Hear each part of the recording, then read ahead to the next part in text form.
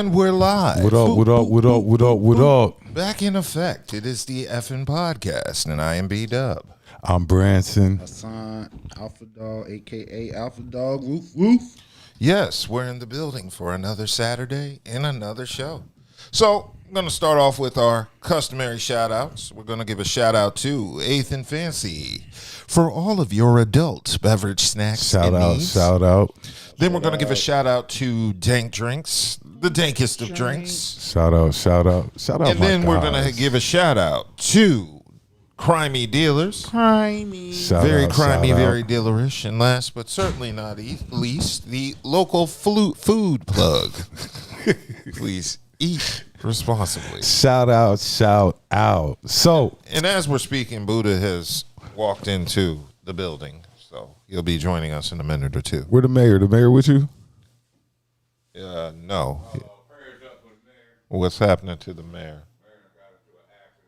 Oh, no. Okay? No, I was with him earlier. Is he straight? He okay?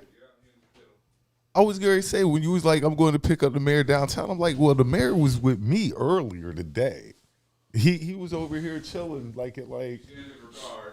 Oh, okay. He's okay. I mean, as long as he's straight. Yeah, as long as the Shout out mayor's to straight. mayor. Shout out to mayor. Well, we had a guest, but they got into a car accident, unfortunately. He ain't really a guest now. Like, he gonna be here, but yeah, he's not a guest now. But but definitely shout out mayor. Like I said, I was with him earlier today. You know what I'm saying? So that kind of bugs me. I'm gonna hit him up after the show and stuff. Yeah, but and check it seems up like he's okay. So that's the most important part. That's definitely the most important sending his part. regards to us. So yeah. Appreciate it, mayor. Appreciate it, my boy. Shout out to kind of put a little damper on the situation there and stuff, because I was looking forward to seeing my boy actually. Well, the main thing is he's okay. Yeah, it is. Yeah. It is. All right. Before we jump in, I'm back. I'm back in the house. You know what I'm saying? I've had to work the past couple of weeks, but shout out to the crew for holding me down while I was gone. Got to give birthday shout outs. First, I got to give a birthday shout out to my cousin / brother, Rated R. I love you, my boy. You know what I'm saying?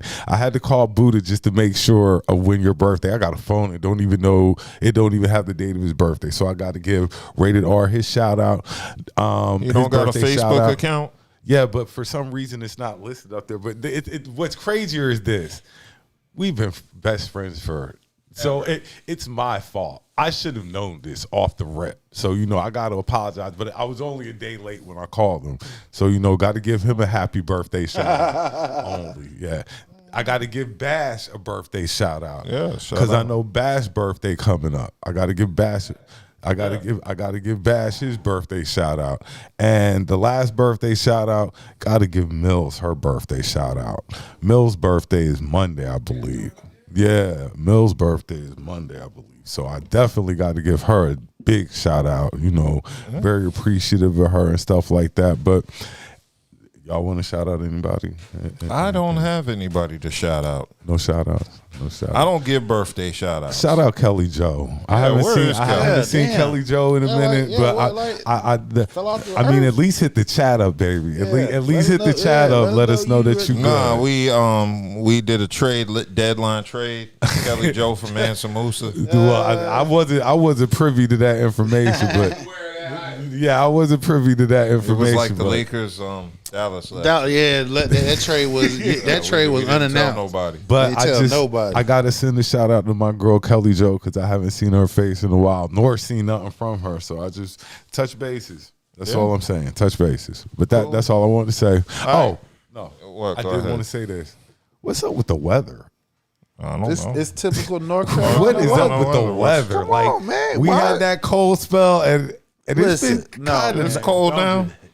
It's in the 50s. This is why we here in this state, bro, because we love the helter-skelter weather pattern. No, we love the summer this spring summer. I love the hell. Hey, I'm gonna keep it funky. See, like right now, you could be like my fam up in Jersey and shit. They got snow on top of snow. Yeah, and there was a winter storm. Exactly, and then it rained and more snow coming. See, that pattern holds down for possibly a good month or so. You know what I'm saying? So at least within the 3 weeks that we've had now, we had a cold spell, we've had ice, then we came with snow, Then we had rain. Then we had 60-degree weather. Then it got cold again. Then it got jumped up in the 70s. Well, the good part is this: February over.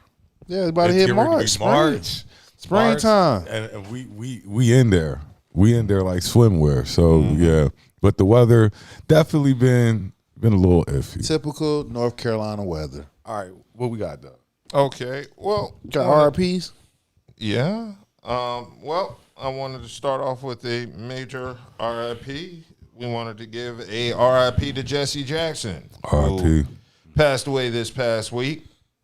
I believe at the age of 81 or 84. How old was he? Want to make sure I'm accurate. But anyway, we want to give that RIP to Jesse Jackson. For those that aren't aware, he was the first African-American to mount a serious nationwide bid for U.S. presidency in 84 and 88. And he's responsible for shifting the Democratic Party to the left and getting millions of people registered to vote. He also acted as a shadow diplomat, securing the freedom of U.S. Navy Lieutenant Robert Goodman in 84 and citizens held by Saddam Hussein in 90 and POWs in Yugoslavia in 99. He founded the Operation Push 1971 and the Rainbow Coalition in 84, forcing and focusing on economic empowerment, corporate accountability, and fair hiring practices for African Americans.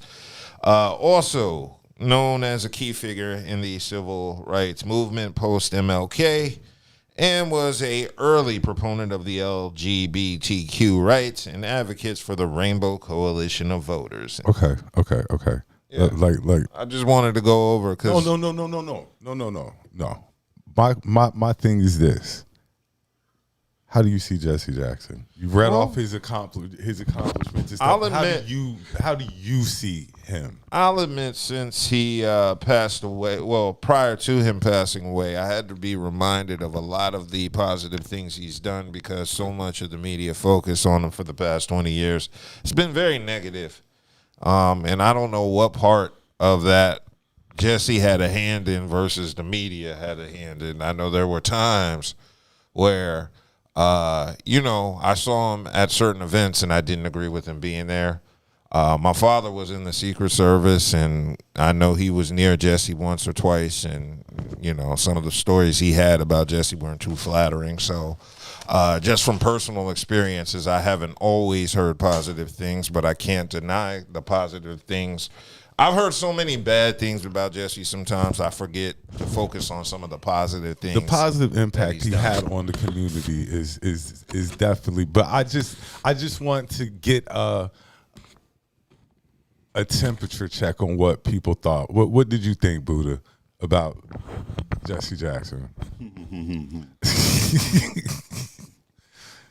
It's the media's fault, I'll say, more than anything, because at first he was that dude, but then as just time, old sentiments started to be voiced. Because the last thing I still remember, and it's still the funniest thing to me, but he wanted to cut that nigga balls off. Oh, Obama. I'm sorry. You know what I mean? I'm sorry, but that's. Hassan, what you got?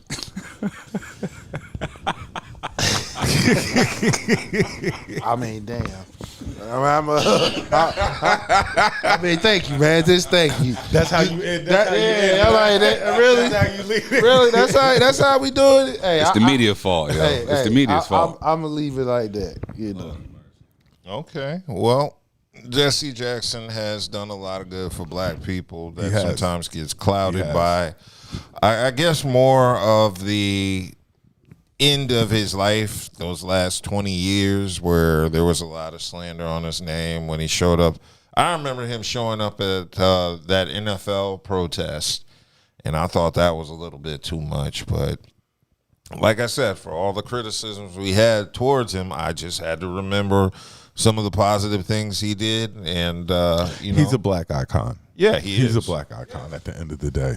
Right, at the end of the day, the more we keep talking, it's like, yo, you went going from praising him to punching holes. No, and that's the point. That's my point. That's my exact point. You got to be honest, because everybody has a viral moment. And that was his viral moment. I'm sure that's not something he wanted to be remembered for or anything, but it's just that's what it is. It's going to be on the list of and things who's to say for. Jesse doesn't regret that moment? He does. He would. Maybe he wants Obama to keep his nuts, and it was just an emotional moment.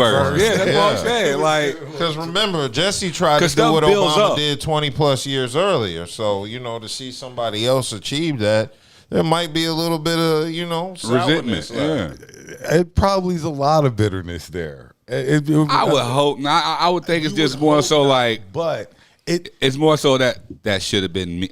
That should have been me. But or that's what I was doing. In the game of politics, where you need people to like you and support you. And when you think about it, like all these people supported Obama like this. But when I ran, it really wasn't even a serious candidacy. No, it was serious. I mean, he got national attention. We knew he wasn't going to win. Yeah. Well, I knew he wasn't going to be the main primary. That's what I was saying. Like, I don't think that was his point. But nevertheless, at the end of the day, like I said, he's a black icon. Regardless of how the media paints him, regardless of how he's remembered, he's still a black icon. Yeah. Okay. Yes. Okay. Well, with that being said, we're going to give a shout out. R.I.P. to Jesse Jackson, and who is the second? Second R.I.P. is young wide receiver Rodney Moore. He's former Arizona Cardinal, Minnesota Viking wide receiver. He was deceased. They reports out of New York that he's self-inflicted gunshot wounds. Young man, 26 years old, deceased. I know. I remember him because he was very good on my fantasy football. Hey, I'm just keeping it banned, and I keep up with his stats. He was very good when he was at the Cardinals and stuff like that. So mental health is real, yeah, and then young man took his own life, and we think that because they're athletes, like they're just Superman. Was he in the NFL? Yeah, he was in the NFL. He just said he was watching the World. No, I meant was he still on a team? Yeah, he was a Minnesota Vikings. That's terrible. That is horrible. That's why, mental health is real, and we think because athletes have all this money that their life is just peachy keen. When, in all actuality, people are still people that deal with things. Right, you just got a lot of money. This makes two NFL players because Cowboy Nishan Leaf passed. Same thing. One of the Cowboys players, Mm-hmm.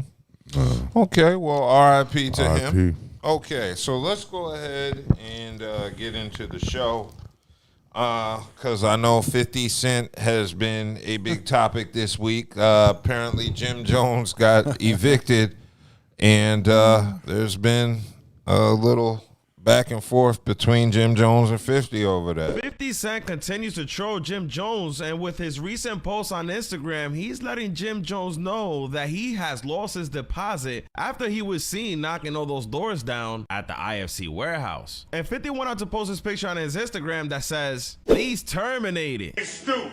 Your rent's due, mother. And don't be pulling that falling down the stairs on me, you hear? Are you conscious? And captioned it by saying, "With all the damage to the doors you kicked, there goes your deposit. Don't be sensitive, be diligent, and move swiftly." Nah, man, I told you guys before, man. Yo, Jimmy, if this is true that supposedly 50 Cent has partnered up with your landlord, man, I'm telling you, man, pack it up and get up out of there. If you guys don't remember, yesterday 50 Cent went out to post a picture with Jim Jones's landlord, Sam, claiming that he's now partnered up with him. And if this is true, you guys do remember that Sam, which is Jim Jones's landlord, a few months ago on a recorded phone call that 50 Cent went out to expose, Sam was saying that part of their agreement was that Jim Jones was going to offer up a percentage of the podcast up to Sam, making Sam a co-owner of his media company. But Sam had been complaining, saying that Jim Jones wasn't even showing him the back end, or he didn't even know how much he made up till this moment. What I'm trying to say is he signed a lease with me. Right now he owes, I'm going to say in a short way, at least $80,000, if not $180,000. Damn, man. Like, as you clearly heard it, man, Sam owns 50% of everything that Jim Jones produces in that warehouse. Come on, man. What kind of deal is this? Plus, you owe this man thousands of dollars in rent. I just don't know. I can't put it together. Now, 50 Cent did go on to post last night a picture of him and Sam, letting everybody know that they partnered up, and captioned it by saying this: Sam is my partner. I own the joint. Now you're gonna fix every door you kick, or I'm gonna kick your ass, Jimmy. By Monday, you're destroying my property. Nah, yo, I'm not dealing with 50 Cent as my landlord and partner. And if this is true, man, this is absolutely crazy. So that's the latest saga going on between 50 Cent and Jim Jones. 50 released that surveillance footage of Jim 50. Jones trying to kick in the door to his own studio, and has been getting ridiculed for the whole week for it. Jim is lost. If this was a, he's lost, and he needs to somehow find his way out of this with 50. Mm-hmm. He needs to somehow get 50 off his back. Yes, That's never going to happen. Shout out to the chat. Urban Legend says, heard the eviction notice is fake. Then Jim Jones posted a video of him going into that building. I don't know, because I see a video of him trying to kick a door in. Man, listen, I told you, man, y'all got to watch out for MAGA 50, bro. I know he's good for trolling. You feel what I'm saying? Everybody keep hanging his head on trolling, but when enough is enough, man. Like with 50, never.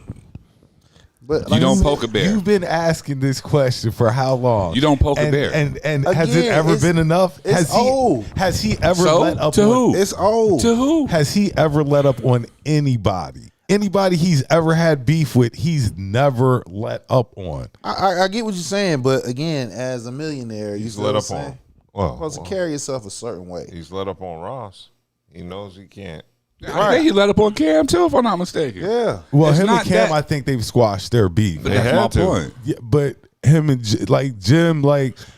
Jim needs to somehow figure out a way to squash this beef. Ain't There ain't nothing to squash. Ain't nothing to squash. I mean, he just, again, he see the reaction on social media, so he getting paid off of views. Y'all, he just taking antics and getting paid off that shit. That's all. What it really is once you reach a certain level of success, 50 leaves you alone. Once Cam got that deal with this podcast, now all of a sudden shit is good between them. Right. Once Rick Ross reached a certain amount of I don't finance, think that's good. I don't think Rick Ross at 50 will ever. I don't think so either. But at the same time, 50 ain't going out his way to randomly mess with him. Because Jim Jones is his current target. Because he's low hanging fruit. Right. He's getting hit from his own group mates, you feel what I'm saying? Within Dipset, and then he just pouncing on that shit. That's all MAGA 50 doing.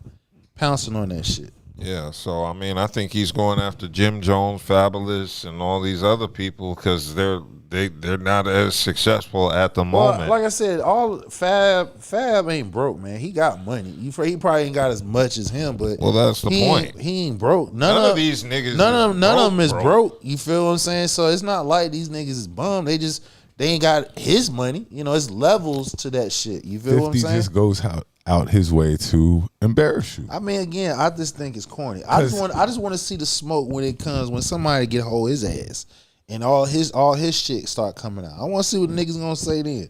Like I said, I get it. You know what I'm saying? But come on, man. Go make some more power, you know what I'm saying, or whatever the fuck you do. You sitting out here, you taking your daytime job, sitting here just making trolling like. But isn't that don't you also, got a movie theater down there in Shreveport? Isn't that Get your also ass down something there that and keeps handle him relevant? It keeps him relevant. Man, make some 50 fucking name- music. If you want to be relevant, nigga, make some music. He's not making music because he can't.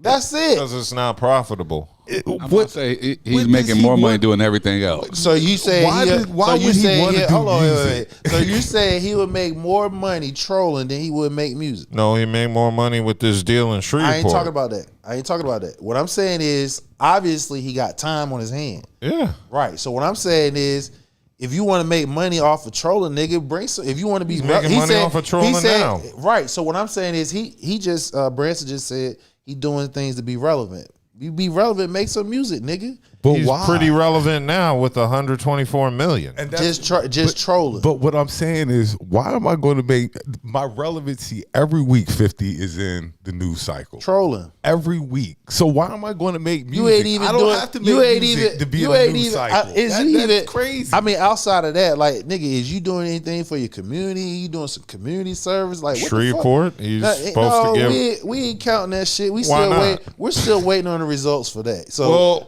be continue on that. No, it isn't. Yeah, it is, because we don't know exactly if what he's doing in Shreveport is actually affecting the people directly. We don't know. You just said, what is he doing to help the community? Yeah, that's not helping the community. Putting together thousands of jobs. No, it's not. Well, we got active Shreveport residents getting out on social media saying that a lot of them jobs ain't coming to them. Then on top of that, he's bringing the jobs aren't available yet, are they? Listen to what I'm saying. He's bringing his millionaire friends down there and pricing out the people that lives in Shreveport. You got people that lives there is saying that. So I'm saying, you want to wait until the movie theater is built up and everything, see how much it will affect everybody else. You got active people in that area saying it's not good. They're being priced out, which I believe that. I mean, I got to see it in effect. I'll say so now. So you can't, if you're going to see it in effect, then you can't say this is what, you can't name it as if this is something active right now. It's either you. But I mean, what he's doing is more than what most rappers trolling. are doing. That's all I'm saying. What I'm saying is, how do you troll jobs? He's not, as of right now. You say you got to wait to see if them jobs is completed where they hit. Yeah. We can't add that right now. So right now he got time on his hand to troll. So if Branson said he doing this to be relevant, right? If you supposed to be a part of hip hop, nigga, drop some music, even if it's a 2-minute fucking track. What's going out now? Two and a half minutes. That's about the same thing as you trolling. So what's the music supposed to do? I don't know. Exactly. He don't either. So why drop music when I control and be just as relevant? Yeah. So that means you can't drop no music. That's what I don't have to. He don't care. I don't have to.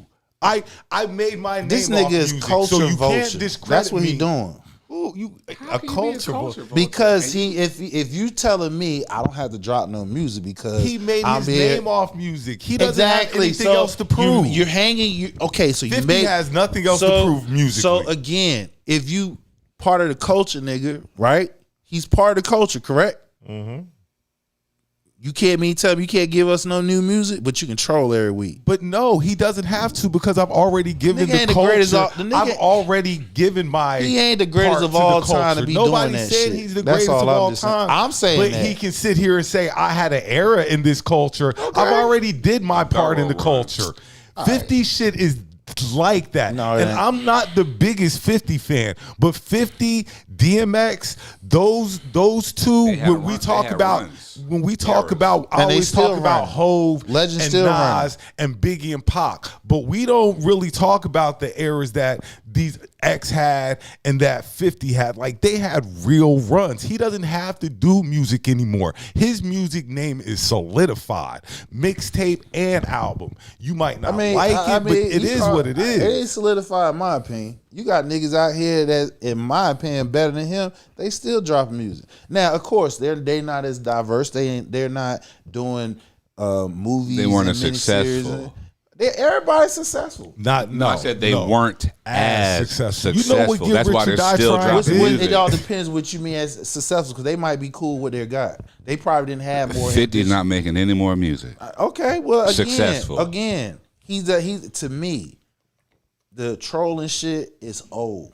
That's all I'm just saying. That's not going anywhere. 50's like a comedian these days. Okay. He been trolling forever. Since he was in rap. When he trolled, he also dropped music too. He don't do that no more. Because when the last time 50 dropped a serious song? Like, exactly. Because he doesn't have to. He doesn't have to. So this is where I say he's culture vulture. Because if you sit here, you are keeping your leg in it because you using how he got on was trolling. That's how he got on. But when he did that, he was making music trolling. Can I ask you a question? I always figured, like, when you're a rapper, the ultimate success from being a rapper is people not acknowledging that you were a rapper at one time. Your transition to another life, and people kind of forget you're a rapper. Like Mr. Bridges. Like Mr. Bridges. Yeah. Like Queen Latifah. What's like Mr. Man's name? That guy too. Like that is the biggest transition you can make. So we can forget 50 did music, but we know what 50 is doing now, as in the producing and all that stuff. So yeah, he's super successful because people forget he made great fucking music. He made great music. He did. Yeah, he made some wonderful music, but I mean, he chooses not to do it anymore. Why? And let's be honest, his You last said album, music's not profitable like that. No, it's not. So why would you jump into something that's not profitable when you are making movies that are super profitable or doing? We're not even talking. We for the past month we ain't talk about nothing about pertaining to movies. Only thing matter of fact, the past year we've been talking more about his trolling than anything. No, what we've been talking, you've been more caught up with him. I ain't been caught up. You've been more caught up with 50 getting into the booth. That you went when Fab and them did that stuff. You were like 50 come rap, and we're like 50's not coming to rap. He's not coming. He knows to rap. better. He's coming. No, it's not. I'm he not. He knows better. Knows better than what? Because I can beat you without rapping. You're still stuck in this first lifestyle. This is the only way you can get at me. You can't get me no other way but rapping. Ooh, you hit me with some bars. What? Everybody know we're not downplaying that them bars don't hit.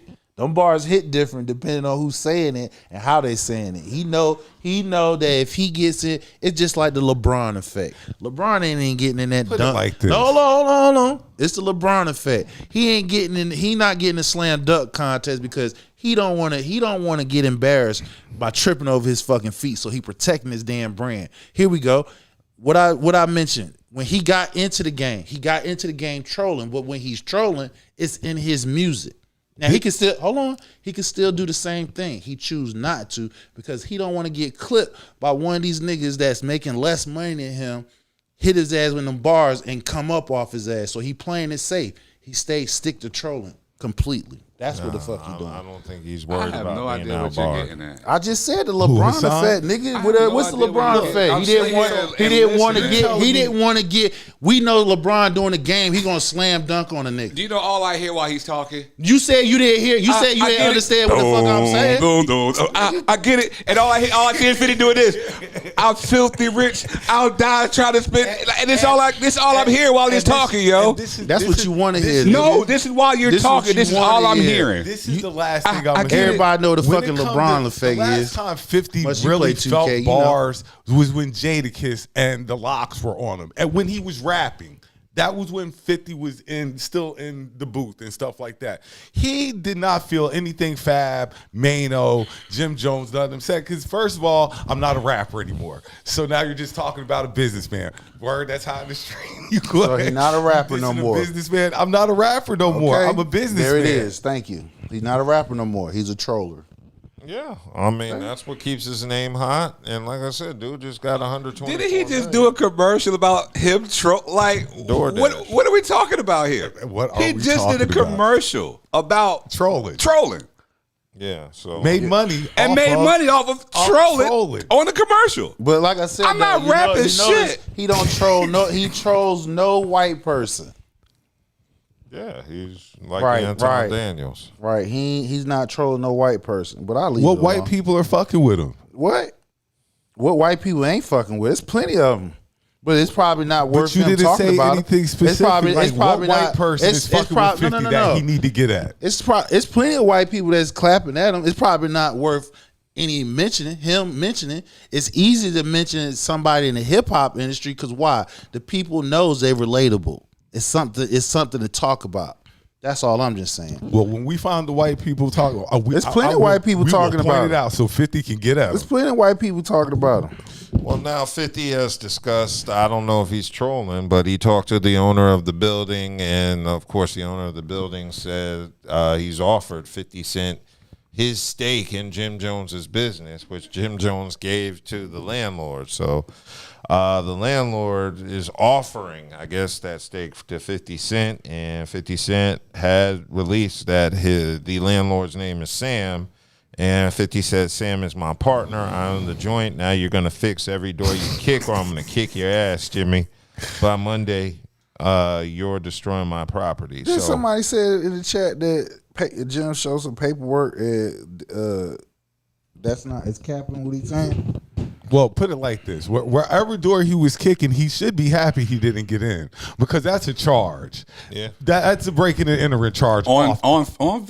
On film. So whatever door he was kicking, whether it was that door or not, if he would have got in there, all right. Yeah. So I guess Jim Jones tried to troll 50 back and release some video with him in front of the movie The Last Dragon, and I guess he said he was working on his kung fu or some shit, and he was trying to troll 50 back, and I don't think it came off as what he was shooting for. Yeah. Like, leave it alone. Leave it alone, Jim. Jim didn't say nothing. 50 took it upon himself to show it. Well, yeah, I mean, but 50. I mean, Jim retorted back. Yeah. When you talking about when we talk about a few months ago? No, like yesterday. Yeah, after 50 showed the video. Yeah. Okay, so 50 showed the video first. Jim didn't say nothing to him since the last time we reported on this shit. He should have said nothing. Who the fuck is scared of 50 not to say nothing? You're like, not I don't get winning. that shit. He's not doing You're going back and forth. How you going back and forth with a troll? That's another thing. Who gives a fuck about worrying about a nigga trolling? That's another thing. Niggas gonna obviously talk they do. regardless. But you're not. They gonna talk regardless. You're not winning this with 50. If Who said anything, you keep losing. It's a numbers game, bro. When you up that peak, the further up the ladder you go, it's a numbers game. You might have 1 million people don't like you. You might have another 3 million that do. It doesn't matter. You're going to have team 50 and team fucking Jimmy. It's going to be that way. When them celebrities like that shit don't hold no weight. I don't know if Jim has a team. He got a team. That nigga got a team. Obviously he do, because if you look at the damn video, he had niggas with him and shit. You feel what I'm saying? So he got a team of niggas. Yeah, he does have a team. But not the type of team that 50 has. Like, I mean, we not getting those are into different levels what type of team. You just said he ain't had no team. Is Jim, nigga got a team. I think Jim needs to leave this alone. Just leave it alone. He didn't say shit. That's what I'm saying. 50 took it upon himself to release the damn shit. So naturally, he got to say something. He got to respond. No, you don't. No, he don't. No, you don't. Fuck. All right. Not in this Here we go position. again. If you No, in the wrong, man. Here you go again.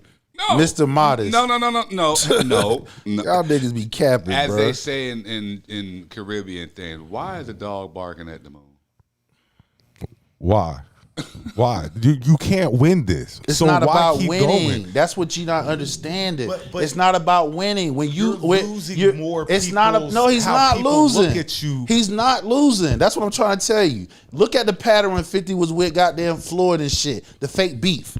It's fake. That shit ain't real. It's all about making money, bruh. That's what it is. So why people like us?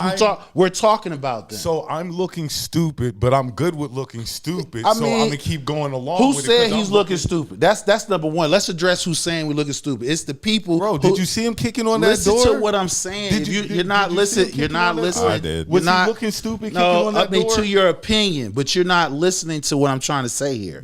You don't think he was looking stupid kicking on that door? My opinion, I mean, without me, I saw him kicking the door. He was mad. If I was mad, I'd kick the fucking door too. We don't know the conversation that he had between him and the owner.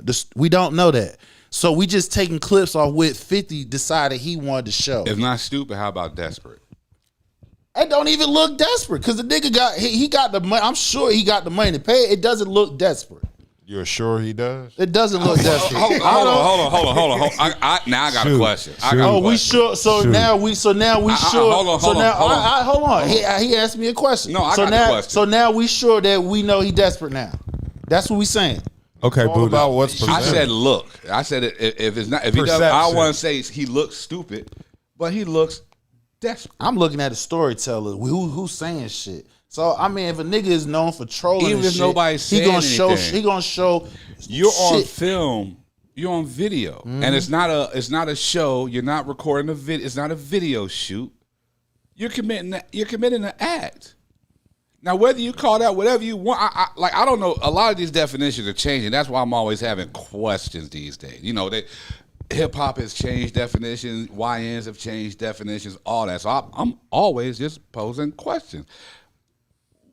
How does somebody look if you can't get in something that allegedly you paid for, but you're locked out? If that's the case, can't you just call your landlord and ask him to come open your door because you left your key behind? Mm-hmm. That's a possibility, but again, or we don't want to kick the door down on property that you don't own. And on top of that, so if I mean cut you off. So if the owner allegedly saying that him and Jim Jones has a business adventure together, that's what he said, right? That's what he said, right? That's what was reported, right? So you're kicking in the door of your business partners. Of his business. They got a business partner. That's their shit. This is my question. So when Fab and them dropped this "We're Not Squatters" video, if you said he's got the money, Dub said, does he have the money? Now this is my question. When they did this video, you don't. I think personally, I'm gonna pay off this dude right now, just so there's nothing else you can get on me. Just I'm gonna go ahead and pay my rent off now, just so this doesn't come off. That freestyle they kicked was a month ago, 2 months. So over that time, I would have made sure. Look, here's the money.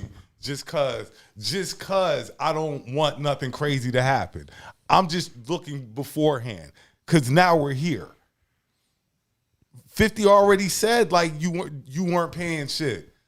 You weren't paying your rent. He had already said that. So after that came out, he gave him a heads up. I would have been paid my stuff off just so I don't wind up in this situation. Ain't nobody like move, you say, he might ain't not nobody look stupid. Ain't nobody moving. Ain't nobody moving just so we got to worry about what the fuck MAGA 50 might be saying. That's the part that you're missing here. Nobody gives a fuck about that. That nigga a man just like him. Do he got more money than him?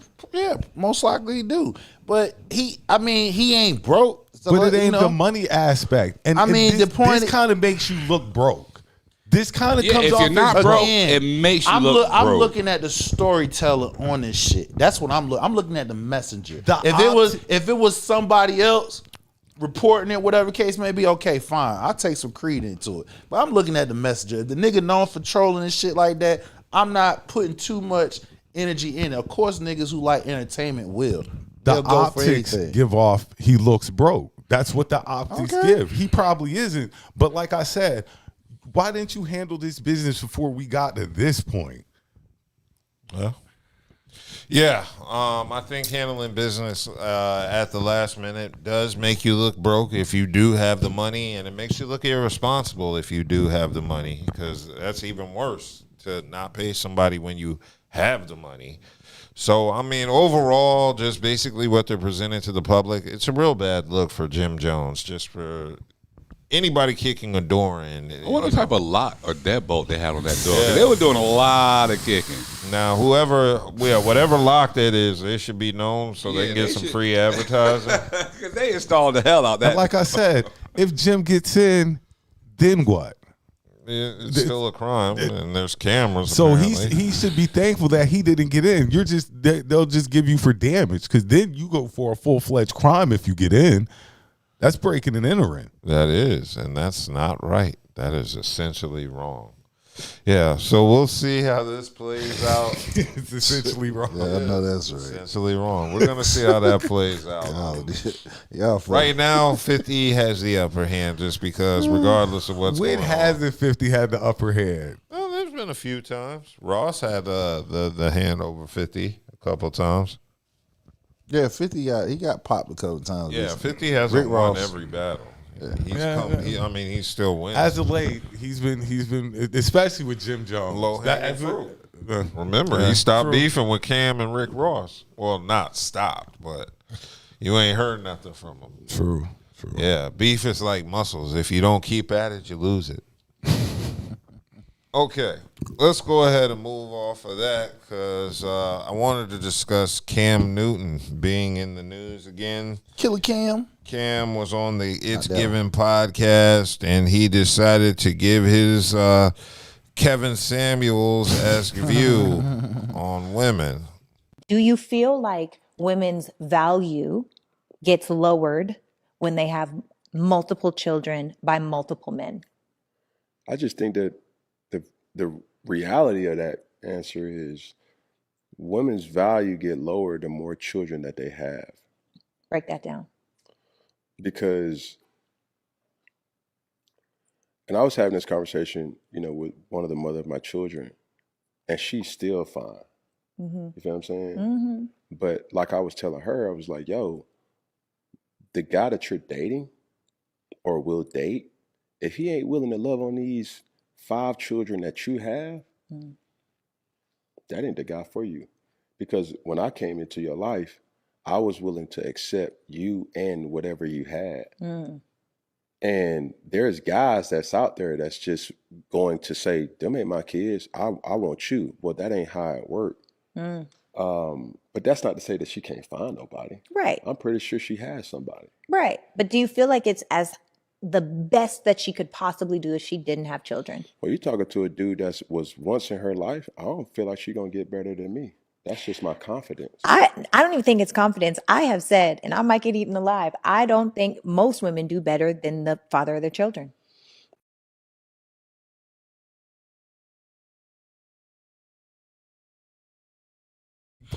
So that was Cam Newton pissing everybody off, and this was another episode of Right Message, Wrong Messenger. I think what Cam said wasn't revolutionary. I think it's just common sense, but I think because it is Cam Newton, there's going to be a bigger outrage over it than somebody without a child, or in a loving marriage. Had somebody married said that, they probably wouldn't have got the same reaction. Yeah. Do you believe you? So you believe what he said? Yeah, it's common sense. I don't necessarily follow that train of thought because we're talking about dating value, right? Exactly. And then on top of that, he said 5 kids. Well, he was using that one of his baby moms as an example. But when we say kids, like we got to be talking about young kids. Yeah, they're not grown. Because they're school-age children. So how many school-age children are we talking about? I'm assuming saying for all 5 of them. Damn, that's a lot. So that's a lot for somebody who's single, who coming in. And if your money ain't okay, when I say okay, you can take her and all them kids out somewhere. It's a losing. Even if the fathers is involved. My beef with this is this. Because I'm gonna give the older kids speech because I'm older. You know what I'm saying? The women I deal with are older. So if they got 3 kids and 2 are out the house and stuff like that, and they got one that might be in high school, or they might got a small child, you know what I'm saying? But the other kids are bigger. You see what I'm saying?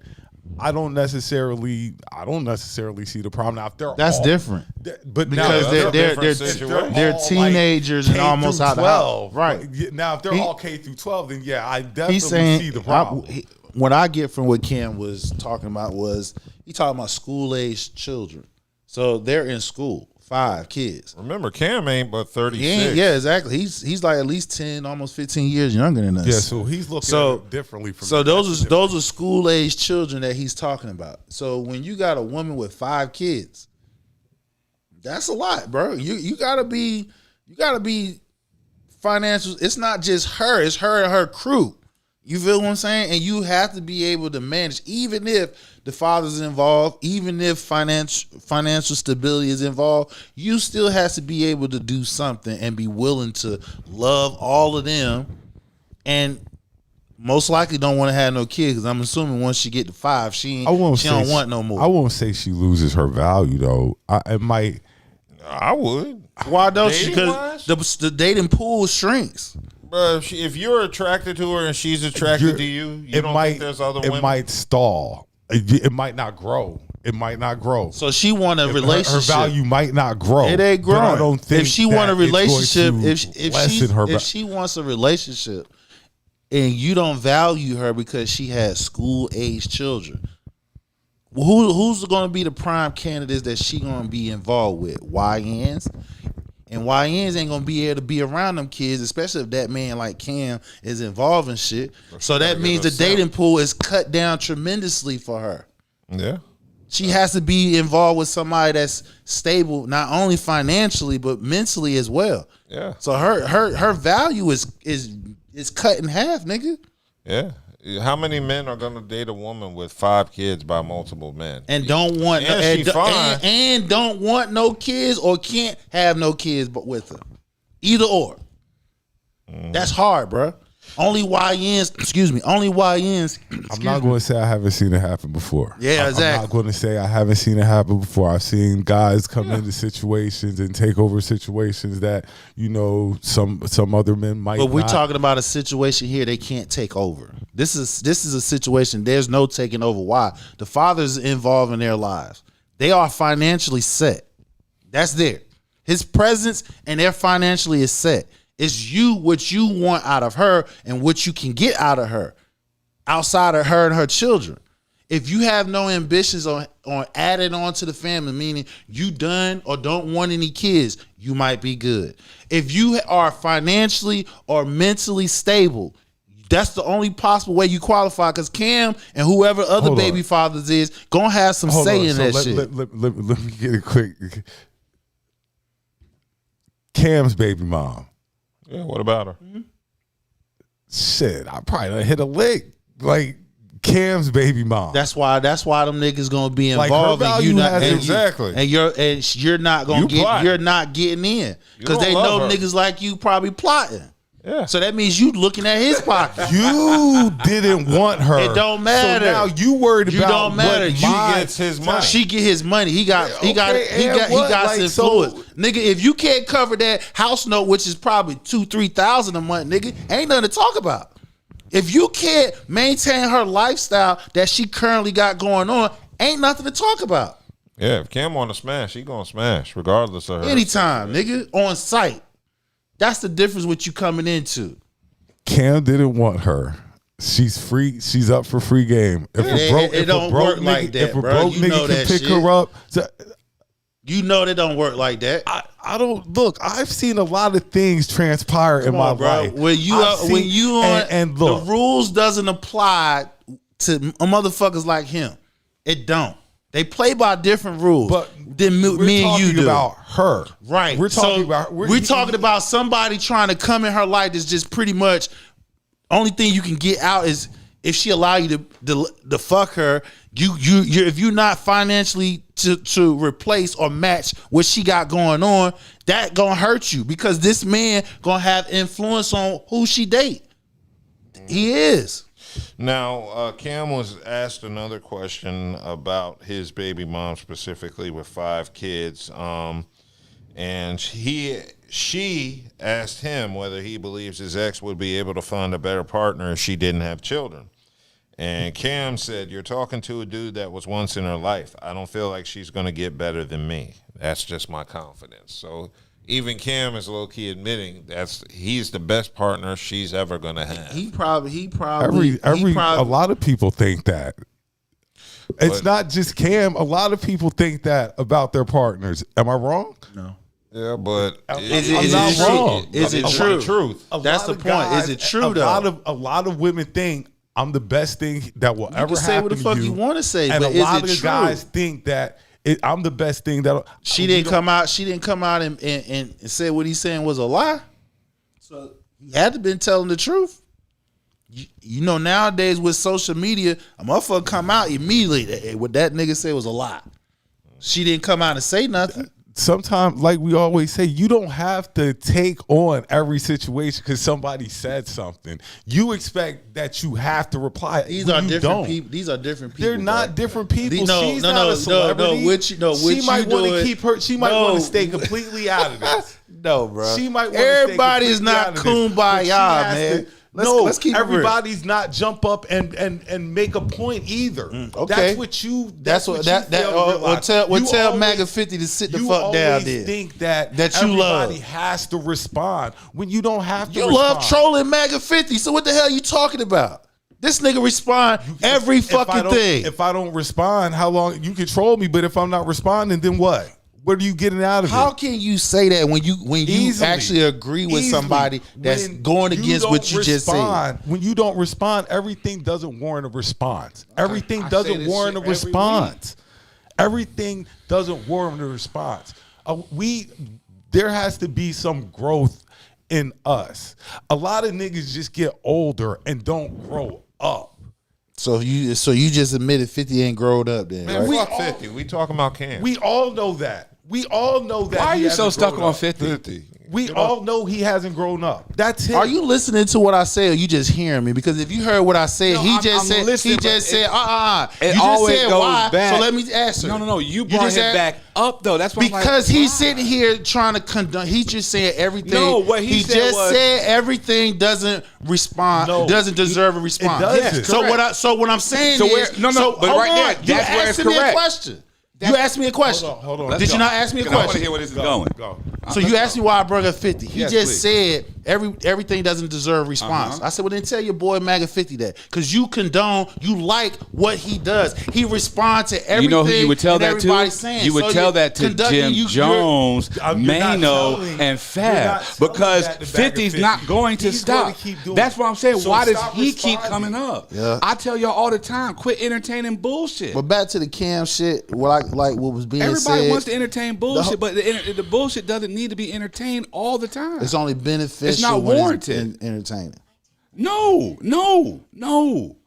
Like, this is the part people don't, and this is why I love being a son of a vet, because my dad broke down any, I guess, emotion I could have had, or he got my common sense going early. Like a lot of this shit that people entertain, or to me, I laugh at. I just find it comical, but I'm not about to go back and forth with a lot of shit because it's not gonna get anybody anywhere.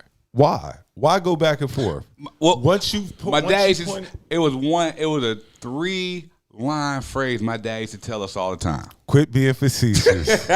Quit being facetious. Quit being facetious. Quit being facetious. I grew up in the same household. Quit being facetious. Okay, so with Cam, he's getting a lot of feedback, of course, from the internet, namely because he's responsible for impregnating lots and lots of women. So a lot of women have been giving him feedback on his comments. Positive or negative? Oh, negative. Well, you think they're sitting there agreeing with Cam? No, he just said feedback. I didn't know what type of feedback Cam he Newton. was getting.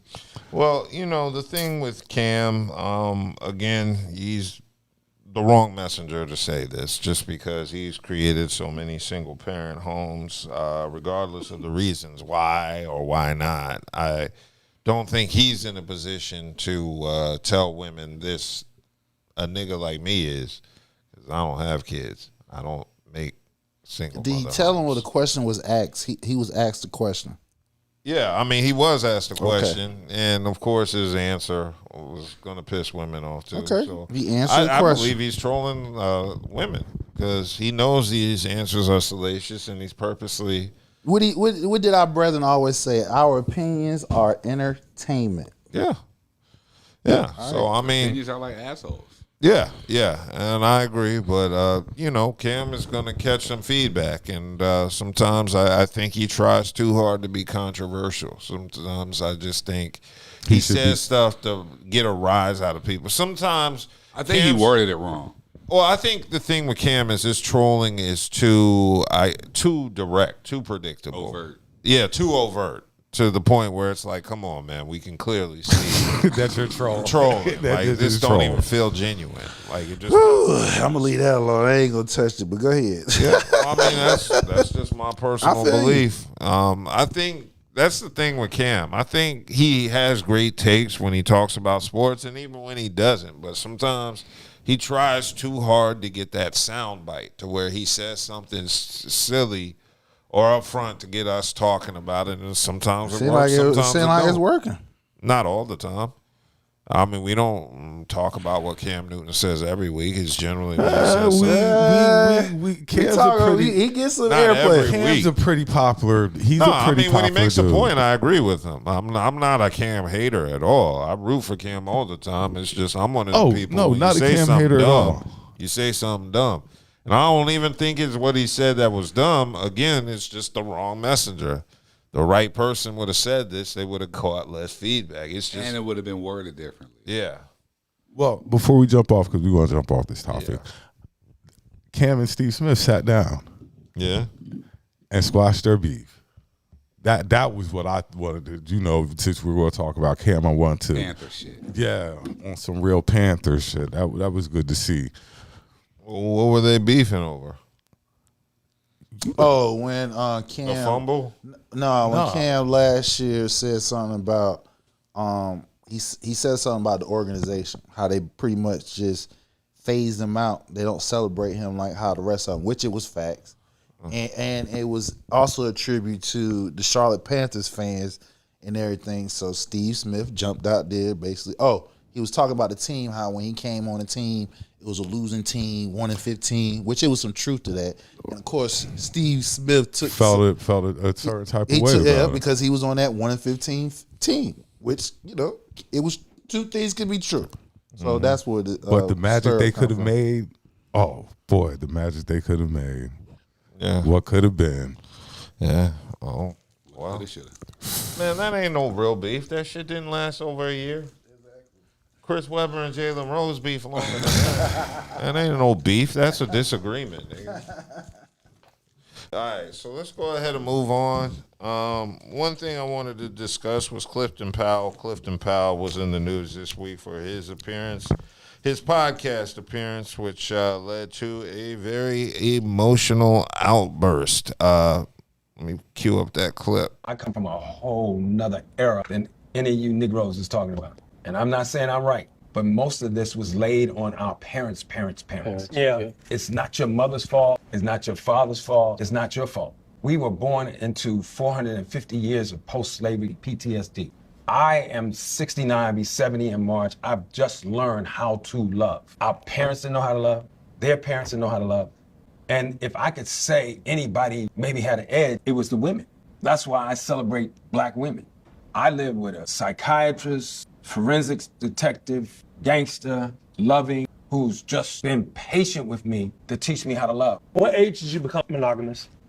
Today. So when I hurt my girl, which I've done over and over, and I commend her for even being with me, I called one of my partners who was brilliant.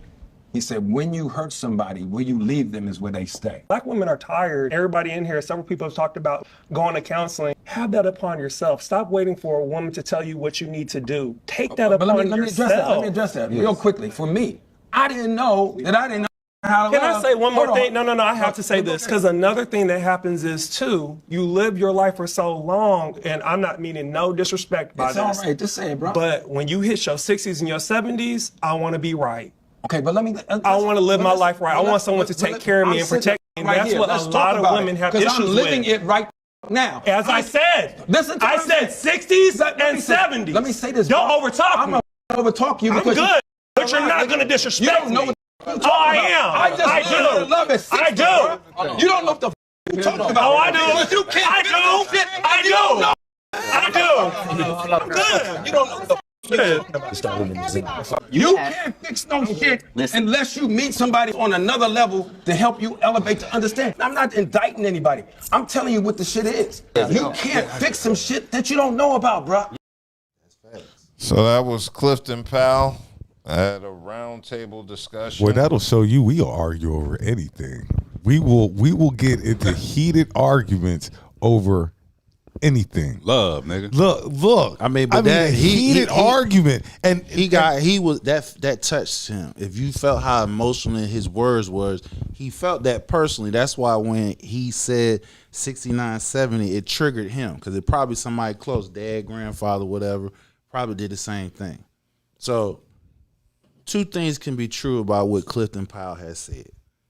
A lot of those black parents, because I can attest to it, my grandmother, she told me stories as well. When her parents came up, they were sharecroppers. And back in those days, you ain't got time. In some family structures, love wasn't it. It's like, it's a life and death situation.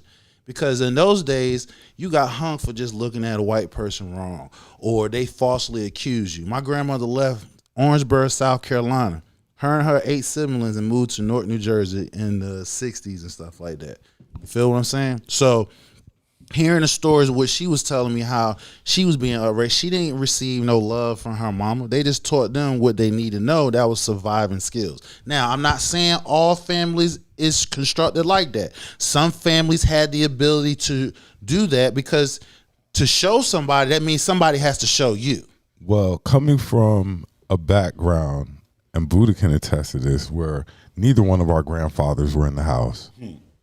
Neither one of our grandfathers were in the house. And I got some slick words for that, but that's different. Neither one of our grandfathers were in the house. One of them had a whole different side of the family. You know, so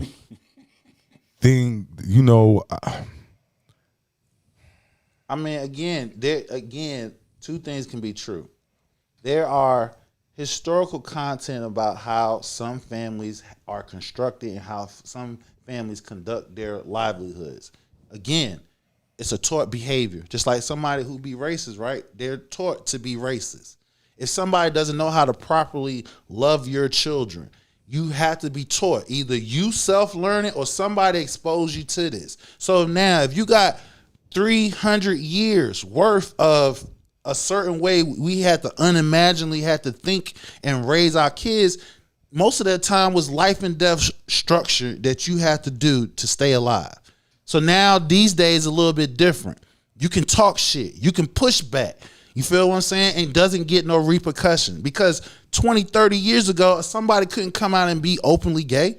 Your money got fucked up. You was banished. Now you could come out and be gay. You can get the money. So there are two things can be true. The man said he's about 60, 70 years old. The young gentleman saying that it's too late. Who says that? Who says it whenever it's too late? If it took this man long enough to learn, he had somebody that was mature enough, patient enough to teach him, to show him where he was messing up at, and he was able to identify it and digest it and make the necessary changes. Who says ever too fucking late? Well, it's not too late, but I think in the case of Clifton Powell, he's full of shit. I mean, let's be honest, man. This man is like 70 years old talking about he's finding love. Okay. And blaming like the past. He didn't blame the past. Yeah, he did. He said he didn't know from the way he was raised. We're not responsible for our trauma. We are responsible for healing from it. Okay. So if you're out here at 70 years old, 60, 50, 40, cheating on your significant other, then you're not trying to figure out love. Because I understand he was on the road cheating on his wife. I get that comes with the life. But don't be crying about that shit at 69, 70. He ain't crying about it. You knew when you were out here. You knew when you were out here cheating on your wife that it was wrong. You can't sit here and talk about for that. Yeah, but at the same time, don't be talking about at 69, 70, you don't know love and you just finding it. Nigga, you was on the road. The question was asked. They asked him when was he able to identify and find love? He said now. Now. So again, who said when it's too late to learn something? It's never too late, but when do you take responsibility? He done taken responsibility. He didn't, when he was discussing that, he was giving content on how things can be taught. It's a learned behavior if you doesn't know that, hey, let me go to mental health. Because let's keep it real. Mental health is not openly discussed amongst the black people. Why? But again, that's the point. Why are your problems being everybody else's problems? It ain't nobody else's problem. As dude said in the clip, you got to work on yourself. He did that. The question was asked at 69. Okay, the question asked him, when did he learn to love? He said now. 60s. Okay then, so what's the problem that he just learning now? That's what I'm trying to say. What's the problem? He just learning now. What you been doing? Remember, he just became monogamous that day. This is a reactive. He just became monogamous at 69. This is a reactive action he's having. Nigga. Okay, but he Go ahead. No, what I'm saying is he's had at least however many years where he's been quote unquote outside doing what he was doing to actually work on these things. Like he could have actually took the time to work on these things, like working on learning how to love. That's taking my point. accountability is one thing, but you're in your trying to correct it is the a other half. totally different thing. How he try? I can say I'm wrong. But how is he forever, trying? but if No. I'm not going to fix it. How is he trying to wrong. correct it? How is he trying to correct it when That nigga still scarred for being faggot ass Chauncey. That's what it is. No. The young man asked him a question when he told him now, and from him saying now, the young man took offense, saying you basically too late. It's too late for you to do that now, and that's where he's wrong, in my opinion. Because who is you to tell us? Who is you or anybody else to say it's too late for a person to learn? I mean, but okay, 70's late, hold on, bro. let me No, ask you a that's question. not. The same way we say a woman loses value. I'll be keeping a buck. The same way we say a woman loses I didn't value say that. from kids, or what it was Go ahead, said, go ahead. a man loses value kind of in age. No, he don't. If you don't know how to love. No, you don't. If you still got some type of motion, some type of financial stability, you ain't out of the mix. You always still in play. That's facts. Well, I know he cannot say at 70 years old he gave all he could in an effort for love, for instance. So he can't sit here and say he tried. He didn't. I don't think he was saying that. But that's kind of the point. I think it's like this. Women have Vivica Fox to kind of not be like, and now niggas got Clifton Powell to not be. I ain't even gonna go there because again, the man was asked a question. He answered the question truthfully to his truth. We don't know how long this man has worked on himself. We don't know that. We taking a glimpse, a snapshot into there where this young man, How much more work you got to do? Dude, we don't know. Again, we don't know. Again, we don't have a proper. Your back is we against the don't. wall. No, it's not. We don't have a proper timeline. This man could have been He could have been gotten healed over 2 years, over a year. We don't know. Even if it's Time fucking is not 6, on your side. it don't matter. Nobody has a timeline as far as when it's too late on anything. If you're 70, trust me. No, it's not. Not even that. You know they say men don't fully their frontal cords don't fully develop until they're in their 30s. Nigga. God damn. It's like what old boy said. He said, why you need damn near 70 years just now learning how to love? And now you finally want to do right by a woman at that age. Yeah. That's what some of the people are saying. So again, we got most niggas will not identify. They will never. They will go to their fucking grave. What's So his marriage at toxic? 70, it don't matter. Y'all so fixated on the age. Yes. So it doesn't matter if he was Age 40. is a big No, part it's of it. not. Nigga, he on the way out. It's not. It's not. He's already had a midlife talking crisis about and 70 everything. is not 50. Bro, you 70 talking about definitely not 40 You or talking 30. about somebody who's in the film industry. You feel what I'm saying? Yeah. Who's doing every fucking part that we practically know. You feel what I'm saying? He told you he gave you his story why shit where he was, and he said because of that it cost him his marriage. He owned that shit. Yeah. You feel what I'm saying? So now let's fast forward. He asks a snap question as far as when he learned. You feel what I'm saying? And because he's saying now, everybody's so mad because he's 70 years old. Oh, it's too late. No, the fuck it ain't. It ain't. It's never too late to change. No, you're right about that. But I mean, I don't want to be 70 looking for a mate. Personally, I don't want to be 45 looking for a mate. But actually, finally learning how to love someone. But actually, if you was listening, he said he found him somebody that was mature. That's teaching him at 69. But listen to her background. She's basically a psychiatrist. And that She's just means 69. Okay, so she's his How old psych. is she? She never probably said. He around, never she didn't say, but we what don't I'm know her age. right. So She could what be I'm a young saying thing. is he's dating somebody that's able to identify his problems and helping him heal through his shit. But that's the point. When do you take responsibility for those problems? We when don't. you're I mean, 69? okay. Are we getting twisted? Responsibility or changing? Because Both. he done took responsibility when he had the interview. Where's the change? The change is he has a partner who's helping him see where he's fucking up at, where he can make improvement, which she's in the clinical field of mental health. He said that. No, So he said she works in the field of mental health. yes, he said she was performing all these different queen of all trades. no. He Is said that what he was saying? He gave her credentials in an interview, I don't know if he was giving credentials. No, he gave are her credentials, or she plays these different roles in my life. You know how when the guy says, okay, well, my X, Y, and Z, that's how it's. Okay, so we'll leave it on the table as either or. All right, so I ain't gonna argue with you on that. We'll leave the table either or. In other words, he has somebody that's patient with him, that's able to, hey, babe, look.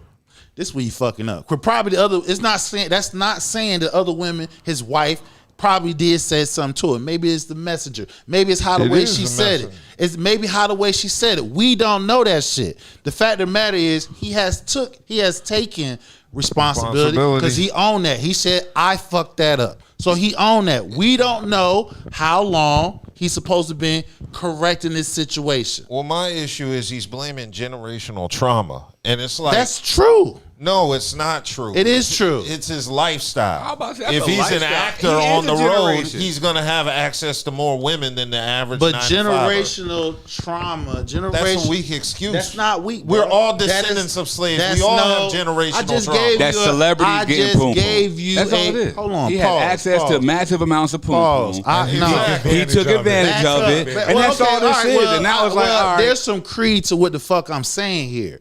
Okay. I just gave you a clear-cut identification that my grandmother basically told me when she was raised, her mama and daddy didn't show her how to love and shit like that. That shit has transpired in her family because when it was tough times with her own daughters, she wasn't there. But the question hold is, on, wait a minute. Because what you're saying is there's no truth to generational. No, there's truth to it. Okay, then. Telling us to fix it. That's you what I'm saying. can't fix nothing. Yes, you can. No, how the fuck can you fix something if you're not working on hold yourself. On, bro. You can't fix nothing if you're not exposed. Hey, that's bullshit. No, it's not. That's just like somebody living in their environment. If I'm in the hood, if all my family wait a minute, bro. Calm down. Wait a minute. Yelling. You asking me a question, and so give me a chance to explain it. Calm down. What I'm saying is, what he's saying is true. If you don't have no one or somebody close to you or outside of that to be able to show you differently, like, listen, I see what you're going through. Look at this angle. And probably for us to be able to make the changes, do you take responsibility for not knowing? What you mean? And you can't. If you were in your I had to make a 40s change. and 50s cheating on your wife, then how can you be crying in 60s about not knowing love? So now y'all see. This is what I'm saying. If you're gonna listen. Bro, we all got generational trauma. Of course. So we're taking snapshot questions and we're trying to portray this is what we don't know that. But what he's saying, there is some truth to that. I agree. Right. So we do know. But it's not an excuse. I didn't say it was an excuse. But what I'm saying is we cannot sit here and be dismissive of it as if it's not true. It doesn't happen. Because we do know people that they just seem like their whole family just act ignorant. Why is that? Because that's all they know. They family, right? So you separate yourself from them. How can you separate yourself if you don't know how to? By leaving, you can't blame. Niggas join the army to leave their family. Right. How long can you blame your I'm parents? about to say my dad got up in the military underage just to get away. You're a grown ass. I mean, a super grown ass man. How long can you blame others when you are super grown? You're not barely grown. It's not about blame. What I'm saying, it's not about blame. What I'm saying is, if this is what's being taught, right? They use that as a skeleton system of, all right, this is my upbringing. Right now, naturally, when we grow up, we interact with different people, different job sectors to gain exposure, to change up and probably adjust a little bit to where we're comfortable. Now, we're talking about he's 60, almost 70 years old. Yeah. So we're talking about where in his time, they didn't have that luxury that we're able to talk about right fucking now.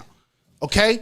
Everything that you being taught, especially depending on where you lived at. If you're in the South, hey, nigga, what I'm teaching you, you listen to what I'm saying because it's either you live or you die. You are taught that from birth until your ass actually leave from where you are.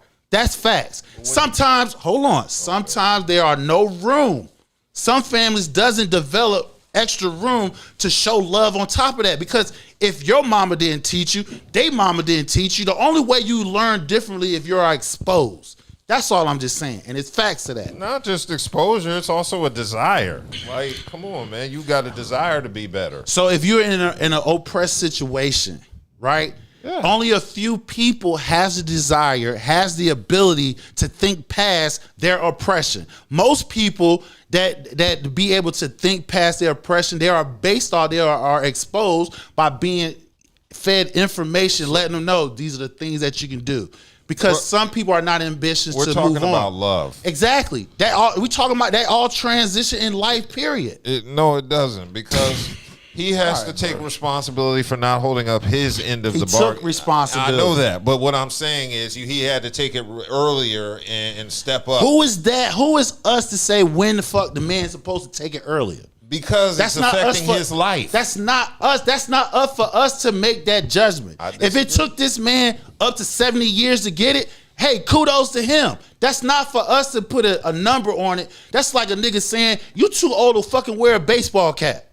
It might be some truth for that, but who's to say that they putting the age on when the fuck you can do something? There is an age. All I'm saying is I don't want to wait till I'm 69 or 70 to learn how to love. Clifton Powell is a blueprint of what not to do if you're a man. I don't want to be 70 learning how to love. Because now with that Clifton Powell type money, I don't know for sure if this chick that I'm messing with now is here for me, the love, or this bread I got. He has access to resources like Zion. What if he has generational trauma that causes him to eat?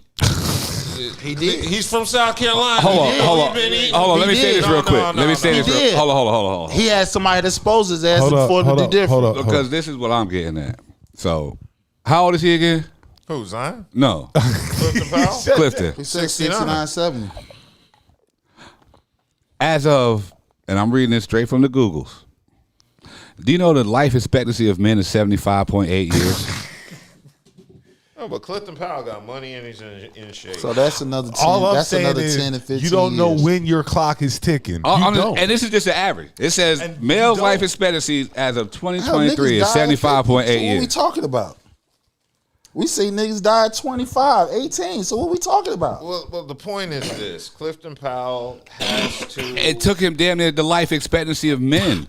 Oh, well. Well, I agree with what old boy said. He said, how long are you going to be broken? How long are you going to walk around broken? He ain't walking around broken. That's the whole thing. He ain't walking around. He ain't telling everybody that's within earshot, oh, woe is me. My motherfucking life is bad. He ain't doing that. He was asked the question and he answered it. That was it. Yeah. And as Hershey Goddess says, when you know better, you do better. That man knew before 70 he wasn't acting right. Okay. And we're going to keep going in circles. He owned that.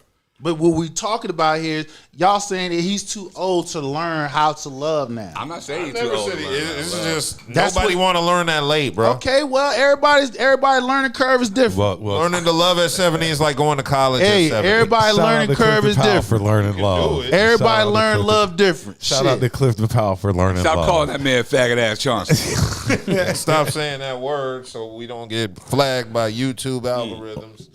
But yeah. So hopefully, I'll say this: any man watching Clifton Powell, don't be like him. Learn about love in your 30s or your 40s. You got niggas that don't even know. Be vulnerable. Mental health matters. You got niggas now don't know how to treat a woman. So how the fuck we That's talking a problem about? too. Okay, that's what's a problem. What's the noise that you hear about women right now? Huh? I don't know. There's so much. What noise? Like, pick one. I mean, pick one. It's a lot of things. So we got. I have a loving wife at home, so I don't know. I hear a lot of things about women. It's not. Well, we're just not women. talking about you. No, I'm still in that fold because I am a breathing, living man. It's not just women. It's both. It's both sexes. It's not just women. Men are just as bad as women. Everybody has a knockoff. That's not what I'm not saying. Men is not bad. What I'm saying is, if you telling me that, if you saying that it's too late for him to learn. And he in his 70s, right? We got niggas in our age that's 40s and 50s, and they ain't got it together. I know. So what we talking about? They on the road. They're on the road to being Clifton Powell. They're not having it together in your 70s. Hell, you halfway. But if you're aware, you're halfway there about the croak. I think about but it every day. If you're aware, such as most people are these days, why not work on it now? Yeah. So maybe instead of waiting until you you know, he was getting it. He just said why he wasn't working on it. He was chasing that money. That's what he was doing. He was chasing more than money. He said he was chasing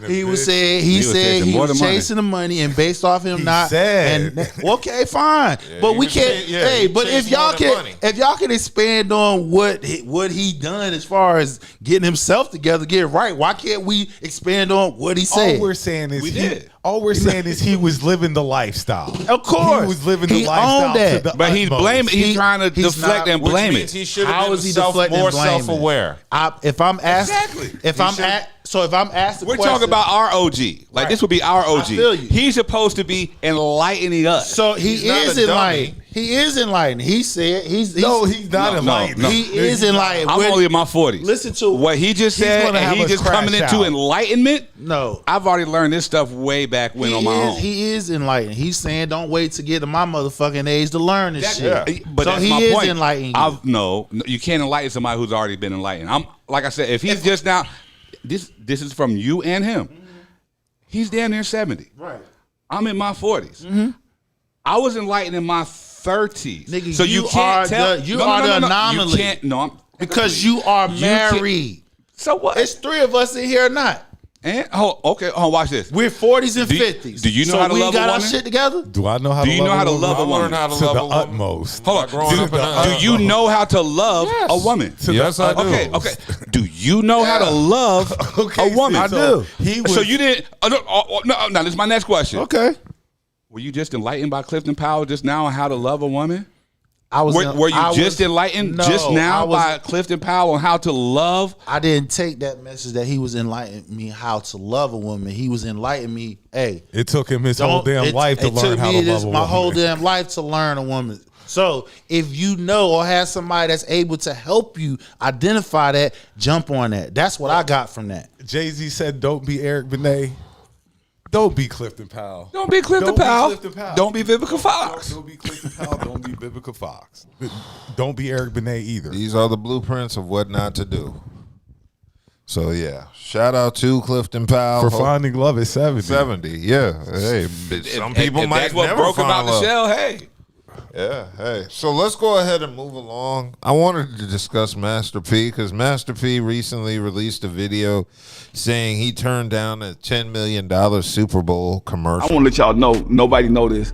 I turned down $10 million for the Super Bowl. Somebody wanted me to do a Super Bowl commercial. I ain't gonna say no names. It's a insurance company, and it's big, and it's like, we want you to be a rapper. We want you to rap in a commercial. I'm like, I'm not rapping in a commercial. Like Kevin Hart is not doing stand-up comedian for Chase on the commercial. So I'm like, sometimes you got to turn down, all money ain't good money. So to be able to turn that down, I was like, you know what, God, even though I can rap if I wanted to, that's cool, but I don't want people to just stereotype me that I just need to be rapping on everything that you see me on. And I want kids to know that don't do no deals when you're desperate, and don't do stuff that's gonna go against your integrity. So that was Master P, rapper Master P, apparently being against his integrity for rapping and making money, which is what he did throughout the 90s. Rapping that made us know who Master P was, make him say, that's against it. Isn't he the guy who coined "I'm not a rapper, I'm a hustler that knows how to rap"? That possibly could have been him, but yeah, that was him. This is my question: you turned down $10 million, and then and you say all money ain't good money, which I understand, but I don't understand the premise of why you might turn that down. I don't understand why it's against your integrity. Just because they asked you to be a rapper? He said, "Is that what he really said?" Yeah, he's not. Maybe I misunderstood it. I might have misunderstood. He's not really giving you the. He's giving you the crush. He's not giving you the details, the feeling. Oh shit! I'm getting ready to say this because the thing about it is he don't even want to name the insurance company, so future business might be out there. I think it's the general. Just throwing that out there, just because No Limits holder Master P. Yeah, true. That's who I think the company is. Yeah, I think that. And why wouldn't you jump on with the general? I don't get what the problem is. He said he didn't want to be associated, thinking all you had to do was rap. P ain't rapped in over 20 years. And and good rap ever. So I mean, like, what are we talking about? I'm like, there's like 2 generations of people that don't associate Master P with rapping. And I'm like, where's all this? I don't want to be associated. More kids born after 2000 know you from other ventures than rapping. Most of them don't know. Son. Yeah, or through his son. Yeah, but they don't know you as a rapper to the point where they envision you as that's all you do. Clearly, Master P has very influenced the hip hop culture. Yeah, he does. It encouraged people to be more than just rappers. 2,000 babies know about him. His impact was serious. He's another. But that's why I'm so confused at the argument of why this is an integrity thing. Because it probably interfered with his brand. But his brand is from rapping. I get it. Everything Master P does stems from hip hop. We don't know the details of exactly what, but it's probably in conflict with his brand. Because if we saying No Limit Soldiers, et cetera, they probably wanted him to do the No Limit Soldier verse, and he was like, "Hell no, we're not doing that because that's my brand. I'm not associating my brand with yours." So when you making money like that, that $10 million probably ain't shit. Well, I mean, I'm not mad at him for turning down $10 million. That's his personal decision. He got that in the bank. Yeah, I mean, that's not the issue. The issue was what's the issue with the integrity? It's probably interfering with his brand. So what and because the reason I'm saying this is because Westside said it the other day. Okay. He said he didn't want to be 50 looked at as a rapper.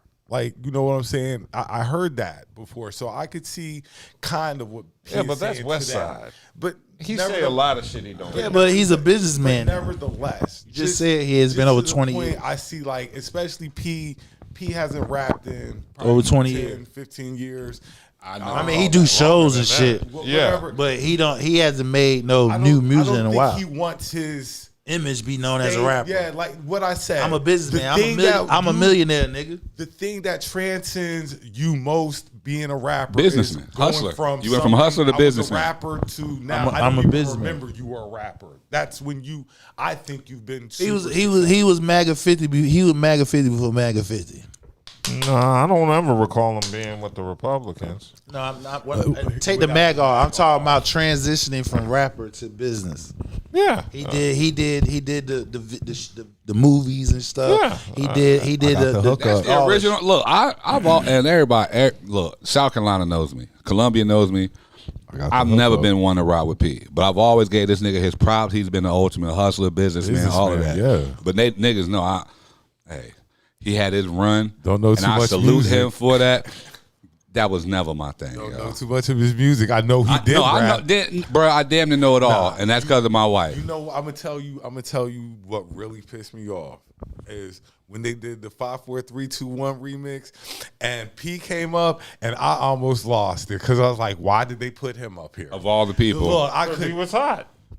Nigga, Cam did a song with this nigga too at one point. Nigga, I was like, what is going on in my life? I'm not living right. His name was hot. No, not. And they want to get in. They wanted to get the music in his area. Yeah, and he was. That's what I'm saying. He was hot ultimate hustler. Bro, I will never knock nothing. Remember, as far as his business acumen goes. Remember, they ain't have internet now where people can just go online and see it. So that means for the people to know about you, you had to cross over and do music, go in their town, their city. So if this nigga from New York coming down here to Louisiana, Louisiana niggas gonna listen to this New York music. And he got a son that play college ball, and he can ball. Right. He can. Yeah, his son can ball. I don't know his name. I saw him throw it down on somebody the other night though. So yeah, shout out to the son too. Yeah, shout out to Master P's son. I don't even know his name, but I know his last name is Miller. What if one of his kids linked to DeMar DeRozan at one point too? Back in the day, I don't know. I can't remember. I just saw his son dunk on somebody the other night while I watched Cade. But we'll get to that later. Yeah. Okay. Well, yeah. Shout out to Master P and turning down $10 million to keep your integrity. I would really have to know more details Dig about deeper into that. Yeah, P will really have to explain his reasoning behind it. just for me to better understand it, because right now I don't understand it. Turned down $10 million. Yeah, well, for rapping, I don't understand why it's a knock on integrity, but yeah. More power to him. Shout out to Master P. Let's go ahead and move on, because Gilbert Arenas just dropped a video this week basically explaining that the reason the latest episodes of Gil's Arena have been done through Zoom are due to his neighbors in his neighborhood. Smoking outside, they can see it. Even though those are across the street, they're not even close to it. But, you know, there's even though we're in California, but it's a complaint. And then you see big black, you know, coming in and out of houses, kind of scares you a little bit, you know what I mean? Even though they've never done anything, there's never been a problem or anything with a neighbor, because they just come in and come out. But it started early because too many cars was blocking up stuff. So we had a deal where we can bring we'll shuttle everybody in. They park outside the community, shut them in, shut them out. So there's not people walking up and down the street, making everyone fake nervous. So that's how it started. Now, when the football show was added, because I think it was lackadaisical, because all those guys was being transported here. You know, they don't live in California for the most part. So you have Aqib, right? He's from Dallas. You got, Kinsey coming in. You have, all these guys, they're flying in. So Gruden. So they need car services. So now you have these black trucks coming in, and then on the way out, they're parking, blocking up space, and nobody went out there to correct it. So the community guys, like, you know what, they need to move and get them out of here. So, and I guess there was a meeting that they were supposed to attend, and they didn't attend the meeting. So they were like, well, if it's not serious enough for them to attend, then let's get them out. So that was Gilbert Arenas just basically explaining why the latest episodes of his podcast have been through Zoom and not in his basement where they normally are. His neighbors wasn't having that shit. Yeah, his neighbors were tired of having them big black men park their cars all on our yard and our lawn. Yeah, it sounds like it. It seems like Gilbert's crib just can't handle the amount of foot traffic going in and out. That's a lot of motherfuckers coming in and out. To the HOA. Yeah, that's what it sounds like. What sounds even crazier is, does he have a driveway? Yeah, but that's how many cars there are. The driveway can't handle it. Or depending on some neighborhoods, they got more house than actual yard. Yeah. So their yard is small, but they got a huge ass motherfucking house. So yeah, he probably got one of those. I don't know what Gilbert's house looks like from all I know is the basement. Been wrapped around like in the backyard. That's all I've seen. That's all he shows of his house. So I don't know what the front layout is, but I mean, you're not just talking to people on camera. You're also talking to the crew members behind the scenes, the cameramen, the sound men. So that's a lot of cars, and it's probably more than what his driveway can handle. So they park on the street, and people don't want to see that shit. You know how that shit probably It's like when your neighbors have a party or something. Yeah. Right. Just imagine you're not invited 5 days a week. You live in the cul-de-sac. You live in the cul-de-sac. Hey, shut the hell up. All them damn cars. Shut the hell up. And ain't none of them cars at your house. Exactly. Everybody at this. Exactly. So they ain't got time for this. Hey, look, I know I'm guilty of this, because I'll be like, man, who the fuck is parked in front of my house? Yeah. Who fucking car is this? Look, yeah, that's part of owning property. Look. As a homeowner, that's the first thing that pops in your mind mad too. As hell. Then you see, they ain't gonna say man, nothing. they forehead. Look, who fucking car is this in my? Them niggas 6'8", 340 and shit like what that. What you gonna say to them? They ain't gonna say a goddamn Hi. thing. Yeah, that's all they can say. Excuse me. Yeah, that's what they say, and then. Homeowners Association. Yeah. Homeowners. Now they see him coming out of Gilbert's house, so they probably ask him, "Are you an athlete or something like that? Did you play football? Did you play basketball?" That's white folks. That's why boss. That just sound like that they will walk up to you and just ask buddy. you who the fuck you are. Hey, bub. And they probably like, man, get the fuck out of my face. Like, hey, do you play basketball? You're kind of tall. Or you're kind of big. Do you play football? You look pretty athletic. Yeah. That's the one. That's the one right there. Like, what the fuck you They look will like walk an up to you athlete? like, nigga, who are you and why are you in my neighborhood? That's the easiest way they can word it. You look athletic. You play sports, don't you? So, yeah. I think it's a 50-50 thing where the neighbors are racist, but they're also doing stuff to make them come out and do this shit. I mean. I'm sure, hey. The one thing I still hear in Gilbert Arenas' voice is niggatry. Yeah, he's definitely. He's still a nigga. Somebody been on somebody. He's not a nigga. He just hang around niggas. No, he still has nigga tendency. Of course. He definitely still has Somebody some strong card nigga them tendency. been on their grass. It was. Somebody card them been on their Of grass. course. And they ain't got the best Listen, neighbor relationship. Listen, that grass is that Kentucky bluegrass, That nigga. Kentucky That shit bluegrass. so goddamn soft, you could lay. That's like a damn soft ass bed. So they ain't playing about that damn grass, nigga. Hold on, Brad. Green all year long. Do you remember when Dad used to tell niggas, don't walk on my fucking grass? That shit's serious. Nigga, Look, motherfuckers don't play about that grass, boy. The grass wasn't even in good. My dad used to tell us, stay off the grass. Yeah. Like, don't walk on my grass. Yeah, that's some shit. And we ain't have Kentucky bluegrass. You would get killed behind some We shit kids. like that. We just kids. Where we supposed to play at? We Don't had play South in the Carolina grass. green Take your ass out in the yard. I had plenty of neighbors like that growing Yeah. up. You ain't supposed to walk on their Don't grass. walk on their They throw a grass. fit. Where the fuck are we supposed to walk? That grass not meant for you to and walk. that- Not on their grass. That's all they that's care why we end about. up You playing supposed to street look at football. That's why we end up playing football in the street. Street. That's yeah, right. that's what you're supposed That's to what do. you supposed to do. No. Don't walk on my grass. How many professionals stadiums are made on concrete? I get what you're saying. How many players play on concrete? Y'all couldn't find an The open. Commanders Y'all ain't got no stadium park? used to be like, I know South Carolina has some park. They say take y'all ass to the park. No, bruh. You know, see, you ain't never been to our house. No.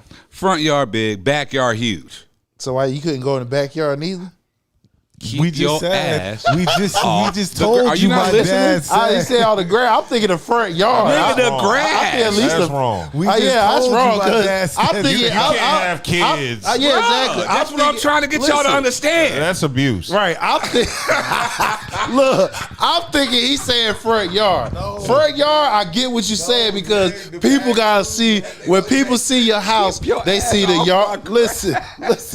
Now that's wrong just there. wrong. But I that's wrong. But I can get what he's saying if he was saying to the house in the front because when people see before they see your house, they see the grass, they see the mailbox, the grass.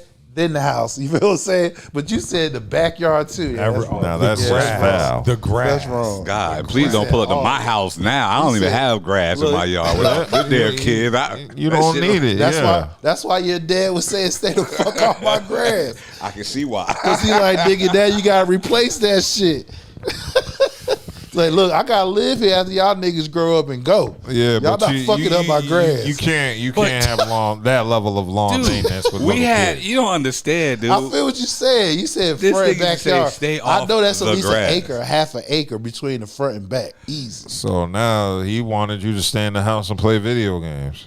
He wanted them to get the hell out. We had a court. He wanted them to get the hell out of the house. We Just had a don't court in touch the backyard grass. too. I'm just saying we had a court in the backyard on the side. He don't give a damn But you about weren't what playing you no do. football. Just don't touch the It grass. wasn't no track, no foot, no running it through the no. He probably with the grandkids. now, he Grandkids, probably let them do it. they're free for all. They can do it. Like Of course, when they we were soften growing up. Yeah, no, Man, definitely y'all on the should grass. test them and have your kids pull up the grass the next time they visit. No, that's ass. That's ass. rip Right it I'm up. still a little scared of my dad. No, that's an ass whoop right there. I'm listening to how he talk. He busted ass. He ain't even play.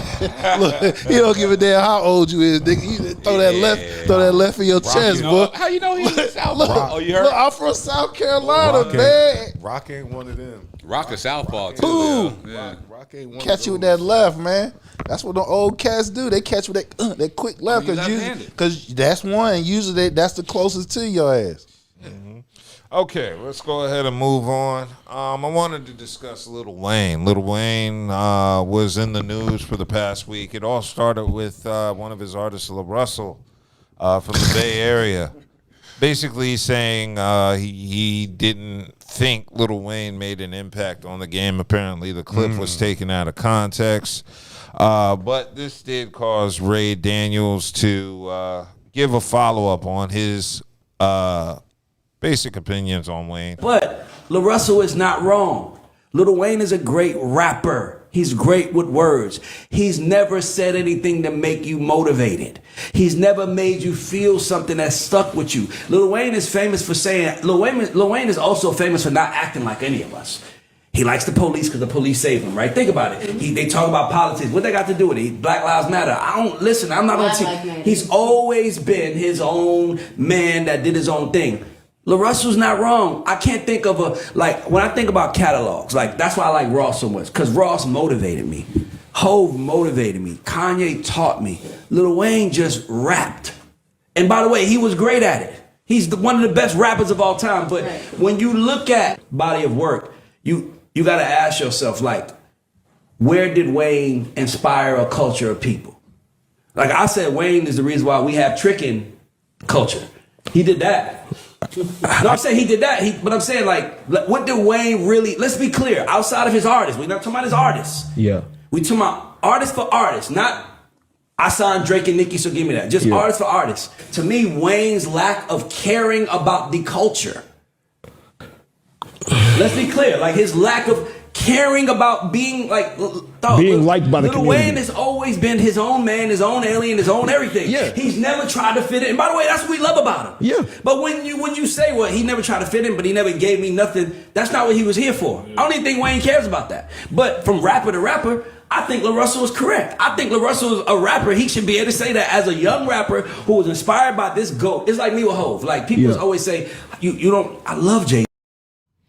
All right, so that was Ray Daniels giving his thoughts on Lil Wayne's career and the impact that he felt it had on the game. And ultimately, is it some truth? What was drawn from that is they were saying Lil Wayne is like the Tracy McGrady of hip hop. Is it some truth? It is. To a degree, yes, I agree. I agree with what he said. Lil Wayne doesn't motivate you with his music. It's not. He's just nice with words. Yeah, he's one of the most questionable legends of all time. Him and Eminem are they craft words. But Eminem actually has songs that motivate you. Well, not motivate. I was just gonna say he has songs where he doesn't just put words together. They have topics and Stan and shit. To me, with the exception of that song, he might have maybe another one, but just to me, they're just good word craftsmen. They know how to. Wayne is a great punchline rapper. Yes, he is. He's a great punchline rapper. But once you break it down, well, what's Wayne saying? Buddha, what's Wayne saying? He ain't saying nothing. He punchlines, which don't take away from his greatness. You see what I'm saying? There's levels to this he earned shit. His name for a reason. But once you go back and listen to it and start breaking down discographies and stuff like that, ain't talking about nothing. Yeah, a lot of his bars is just a lot of punchlines. He's punchlining you to death. Yeah, so I think. Yeah, Lil Wayne gets a lot of disrespect for his career. And personally, I do think he's very much like the Tracy McGrady of rap. He doesn't really have a great deal of songs that motivate you and make you get out there. When you think of discographies, and I'm not saying Wayne doesn't have one of the best, but I could think of a couple of better discographies. Well, yeah, I mean, I don't necessarily think he has the greatest either, but when we're talking about lyrics, on songs, I think you would have to ask the generation after us the impact Wayne had, because Wayne's younger than me. He's a couple of years younger than me, but the one thing I do think Wayne did positive for hip hop was that little rocker phase where there were a lot of kids. Terrible. Yeah, it was a terrible phase, but there were some kids who got into rock music and were motivated off of Lil Wayne's rock era, where he picked up the guitar playing it very bad. Funny story about that. So I remember Wifey had this speech or presentation or something she had to do in Rome. So we ended up going to Vatican City. This is a while back. And when I got there, I don't know if I called you or not. I was like, yo, man, they got all these little cars and blue. You know what I mean? Blue. I was like, yo, they got, it's like little itty bitty. So how we got these smart cars now or whatever, they've been on them shits, like little small compact cars. And I mean, they're parked like right next to each other and everything, blah, blah, blah. But we're walking. You said they didn't have no trucks. Like, not near none. Now, the other thing was, you know, we're walking, you know, through the little shopping area. And I looked through the window. And I remember I took a picture of this shit. It's on Facebook. But it was like, you know how you see the outfit, the mannequin. I looked at the mannequin. The mannequin was wearing like the Spanx jeans. Like this was way back with the cutoffs and shit, and it had the little purse. And I was like, man, I hope to God nobody in the States sees this shit, because if they come out here rocking this shit, they're going to be looking gay as hell. And lo and behold. Little Wayne. Lo and behold. First nigga I see with all this weird looking shit on. Oh, man. I got to find that. I got to find that post. Well, I do agree with what Ray Daniels said when he said a lot of the things Wayne made popular were negative things, or just things generally against the culture, like lean. Wayne was really popular for. Yeah, he didn't introduce no damn lean. No, he did. He made it mainstream. It was a Houston thing before. It was local. It was a regional thing. They were doing it in Memphis too. Like, but that's what I'm saying. It was a regional. It was a regional thing. Y'all might attribute it to Wayne. I don't. No, he popularized. He popularized because he's the only one that was commercial. He was the biggest artist promoting lean. You never heard the song "Sipping on Scissor"? No, that's not what I'm. They're not as popular as Wayne. That's one song. Wayne promoted a culture of lean. Let it go. Okay. Well, I mean, I'm not saying he was the first. Okay. I didn't say that. Yeah, he was never the first, and I'm not saying he started. You're saying they didn't grow up in the Met. We didn't grow up in the South, so we didn't know people doing lean growing up. I didn't know people doing. They were smoking Love Boat. Exactly. Contributed to the popularity of it. But that's what I'm saying. He was not. No, that was Houston. That was Houston all day, screwed and stuff like that. Like, I know they started it. Yeah, but we're saying Wayne. Between the two, no. There was no artist between the two. More people, the average person was going to know Wayne before. The Ghetto Boys weren't promoting lean. You never heard of Mike Jones and Chameleon? They weren't as big as Lil Wayne. I never said Wayne popularized lean. I never said he was the first. Y'all aren't from the South, so but that's the point. He just said you're missing. That's why I say you got to let this go. That's the point. If you're in Houston, I'm not expecting Lil Wayne to have the same effect on you as it did to us. We were in South Carolina though. But yeah, South Carolina, they did lean in South Carolina. They did Love Boat where I'm from in the DMV. So when I was growing Love up, Boat in the Met. Okay, well we never concerned ourselves with lean. There was nobody I know growing up who ever did lean. And it was a regional thing. Yeah, so if you're in the South, yes. I say it was, which is true. Prior to Wayne. Yes, it was. We didn't even know about that shit growing up. We had heard about it through rap, but I didn't know anybody taking cough syrup to get fucked up. You got niggas listen to rap. They ain't listen to niggas that rap in Houston and shit like that. You know what I'm saying? Got a song called I get what you saying.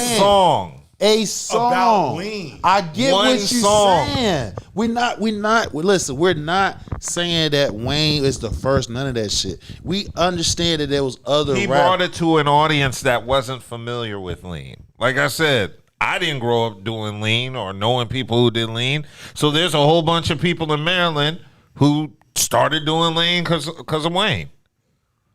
Wayne was the most mainstream artist to promote lean. There was nobody bigger than Wayne promoting lean. Swisher House is not bigger than Wayne. 3-6 at the time was not bigger than Wayne. Even at their highest peak, they wasn't bigger. But than what? You gotta leave it alone. I'm saying he popularized. He made it more visible to audiences that weren't familiar. That's all. I definitely agree. He popularized it. Yes, that's all we're saying. That's it. Okay. Yeah, so I do think the impact Wayne had on the culture has ultimately been negative shit. You know, I'm not saying what charity work is he? I know he's done something for Vic. I'm sure he's done something, but he looks awful. He looks like he's done all the drugs. No, he doing the. You don't hear people going, I went back to school because of Wayne. I got clean because of Wayne. Wayne. Yeah. Yeah. You're not going to hear those stories. Those That's are what the I'm saying. stories. You don't hear positive stories associated with Wayne unless they're like personal. Somebody personally knew him and their life got better. But yeah, as a whole, his music doesn't inspire you. No. You don't hear Wayne and want to get your life together. You want to hear Wayne and smoke Get weed fucked and up. do lean. You hear Wayne, you want to cheat on your wife. That's what Clifton Powell. He's been on that Wayne since the beginning. Couldn't get his life together. Bling, bling. Wayne. Bling, bling. See, notice his life got together when Lil Wayne ain't as hot no more. Now he stopped listening. He to found Wayne. love. Now he found love, and he's learning at 69. That goddamn Lil Wayne. Nice. Yeah, so that's the negative effects Lil Wayne has had. Me personally, like I said, I've never been really influenced by Wayne. So, I mean, I respect him as a musician because obviously he's popular, but I don't.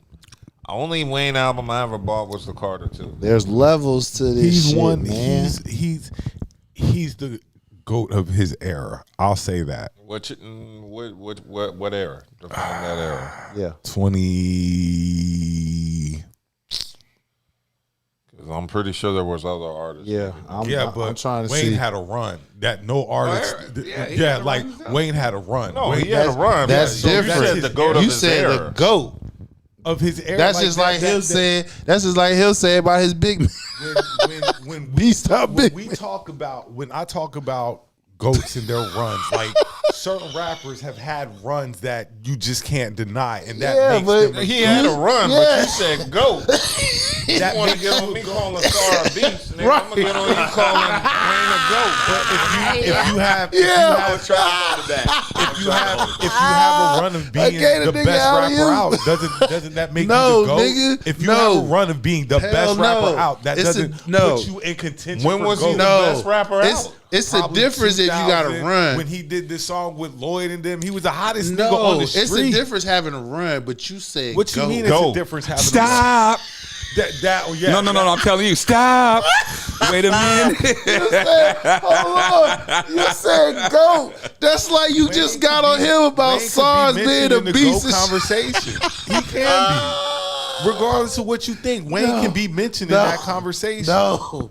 You said GOAT. He can be mentioned in the GOAT conversation. Give me some stats when he was hot, please, so we can compare. I'm not gonna do that. I would never say that's why he says Tracy McGrady a rap. Tracy McGrady could be in the GOAT conversation, but he ain't.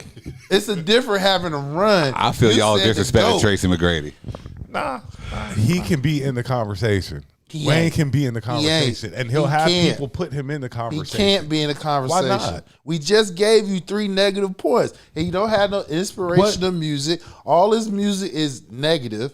That don't have shit to do with it. You just said he the punchline king. Do we consider 3-6 Mafia GOATs? They got no.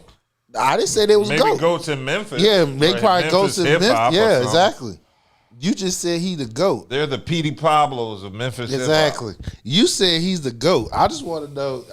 Give me where. Be in the conversation. No, see that's different now. Now you change it up. In the conversation. That's just like him saying, SARS can be that damn. That's just beast. like when I said He's that. getting there. That's just like when I said DMX could be mentioned in conversation for GOATs because of his run. Oh, he is the GOAT. But what's the difference between Wayne and DMX? And all his albums, every album he put out went platinum.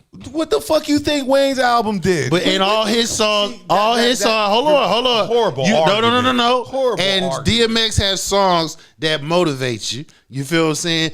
You break down DMX songs, they have impactful meanings to his shit. So I don't even gotta go nowhere. You know that, nigga. Don't even do that. Don't do that. Don't do that. That was a bad DMX. Need I say more? I'll give you another one, but I'm gonna leave it on DMX. Yeah, just leave it on DMX. So, all right, let's go ahead and move on from Lil Wayne. I want to get into the sports section because Mayweather is just announcing on his 49th birthday that he will end his retirement and resume his professional boxing career after his spring 2026 boxing exhibition with Mike Tyson in Africa. So he signed an exclusive agreement with CSI Sports, Fight Sports, as his promoter for the next stage of his career. So why is Floyd coming back? I think it's money issues. It's that money issue. You remember he's suing his agency for over $300 million that they supposed had took from him and shit. So 50 is a pretty old number to be making a comeback in boxing. That's older than George Foreman when he made a comeback. Not when you see Manny Pacquiao older than him in there still fighting. The second stage of his boxing career. No, it's who are you going to want to see him fight after Tyson? Because I only want to see him fight Tyson. I don't want to see him fight Pacquiao. No, I don't want to see him fight Conor McGregor again. Don't want to see Floyd fight. Yeah, who you gonna see him fight? Because all who his jaw still broke. Yeah, exactly. He just had second surgery this weekend, so he out of commission for a while. Who do you want to see him fight? He can't fight none of the young. Hell no. What? What's wrong with that? No. Shakur Stevenson? Hell no. Why Nobody. I don't think there. And this is no knock on Floyd. It's just when you have not been in combat sports for over a year, let alone 5 years, and he's 50, nigga, you have not been hit. You have not. These niggas are just as fast as he is. When's the last real fight you had? 40. Yeah, 40 years old. Over 10 years ago. Like the last real Conor McGregor was his last fight. And that's not even a real fight. So exactly. So when was your last real Over a fight? decade. Over 10 years ago. There is nobody. Your body has not absorbed no punishment over 10 years. There is nobody that we want to see Floyd fight. Nobody. Look, a motherfucker just constantly. Look, I ain't even cut you up. When it comes to boxing, somebody can just constantly jab and hit you on your shoulders or hit you on your forearms, and that shit can hurt after about 10-round match. 3 minutes. 3 minutes is a long damn time. So a nigga can jab your ass to death just by punching you in your shoulder and your arms and shit. Your shit be hurting. Can we say this is horrible money management? If this is possibly, there's no reason that a guy like Floyd should be broke. Coming back to get beat up on. He got money. He got money issues. All he needs is one big paycheck. That's one paycheck. Hopefully that Tyson thing. The Tyson, and probably a three fight contract. I don't want to see him fight nobody. Between the two, that's over. That's White people want to see him fight to get knocked out. So exactly. Somebody the Arabs. Yeah, the Arabs. The Sheik. The Sheik. He got control of boxing. I'm sure they got. He dumping money in there. Yeah, they definitely got the money. Entertainment. I just can't believe Floyd back. No, it ain't that money, dog. He been blowing money. He been blowing money fast. You sitting down for 10 years. What else you gonna be doing? And obviously his obviously his other business adventures ain't making the money, because if it was, he wouldn't have had the need to come back in the box. I think him not knowing how to read also plays a part in why he's broke. I just think you ain't checking. So is it too old for him to learn how to read? Not at 50. Now, if he was 69, yeah. Sometimes he been hitting the head and stuff like that. He might have to relearn how to read. Man, I just can't believe Floyd get ready to have to unretire and box. Like, this because is crazy. he thinking nobody can touch his ass. He thinking about the old Floyd when he's able to knock I think he knows he's 50. He gonna find out. I don't think he's doing this because he wants to do it. Like, it's just calling him at 50. No, this I can't. I got an itch for the. Yeah, this ain't that. No, he needs that money. He need that money. Yeah, this ain't a decision he wants to do. All I remember is Floyd just everywhere, money, just money. Yeah. Just money everywhere. Crazy, man. I don't like this Tyson fight. Aren't they supposed to fight in April? I don't want to see that. Yeah, I don't want to see that. Yeah, I don't want to see either person fight. Neither one of them. I don't want to see Tyson or Floyd. Especially after that Jake Paul shit. I just don't want to see them fight each other. Like, first of all, the size difference. So exactly. we already know it. You know, it's just Yeah. I don't want to see it. They looking at it. If you can digest him and Jake Paul, you can digest anything. That's why boxing is dying such a horrible death. Actually, it's not dying. I know you're sticking up because it's not dying and stuff like that. Not even that. No, it's other niggas. Yo, it's other niggas like Keyshawn Davis. That nigga, he nice. Same division, motherfucking shoo out of there, Brooklyn shit. I mean, Hassan, it's a lot of niggas.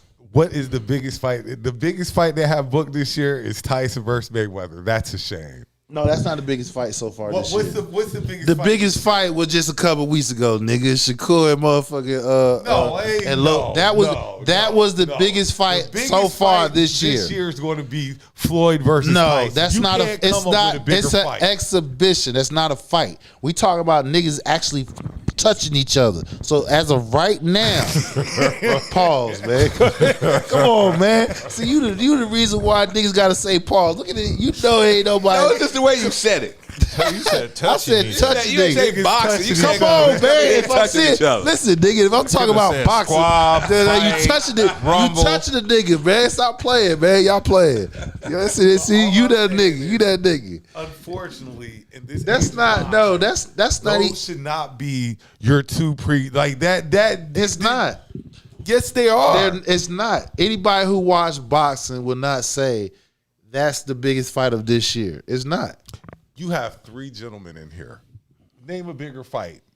Three guys. I'm not in the boxing. Thank you. Not anymore. I'm not in the boxing. Thank you. But so they're casuals. You can't. But this is what I'm saying. And when we weren't, I've never really. But we knew when it was like when my boy when Roy fought Roy Jones Jr. When he. What? Nobody wanted to see that when he came back. No, I'm saying he's talking before that. When Roy Jones was in his prime. In other words, we always knew that there were big fights. We don't really know any big fights like that anymore. Number one, they just within the last 2 years is just starting now to come back. Since the Sheik, which I've been saying this for over a year, since them Brown boys dumping that money into U.S. sports. Who is the new Don King of boxing? That's the Sheik, nigga, I'm telling you. See, he ain't no Don King ass nigga then. What you mean? Because he ain't promoting. No, listen what I'm saying. Okay. Don King was the promoter because it was about him. So what? So it's not, but that's my point. It's not about him. It's about the boxers. That's the difference. He's not doing a good job promoting the sport. Okay, trying to sell the fight, but you ain't sold nothing. Yes, to he nobody has. Yet. He put. Let's see. This is where you are. You've proven your casuals, boxing savants, right? He put on 3 of the biggest fights within the last year and a half. You got the U6 and what's the name? Heavyweight championship. You got Crawford and what's the name?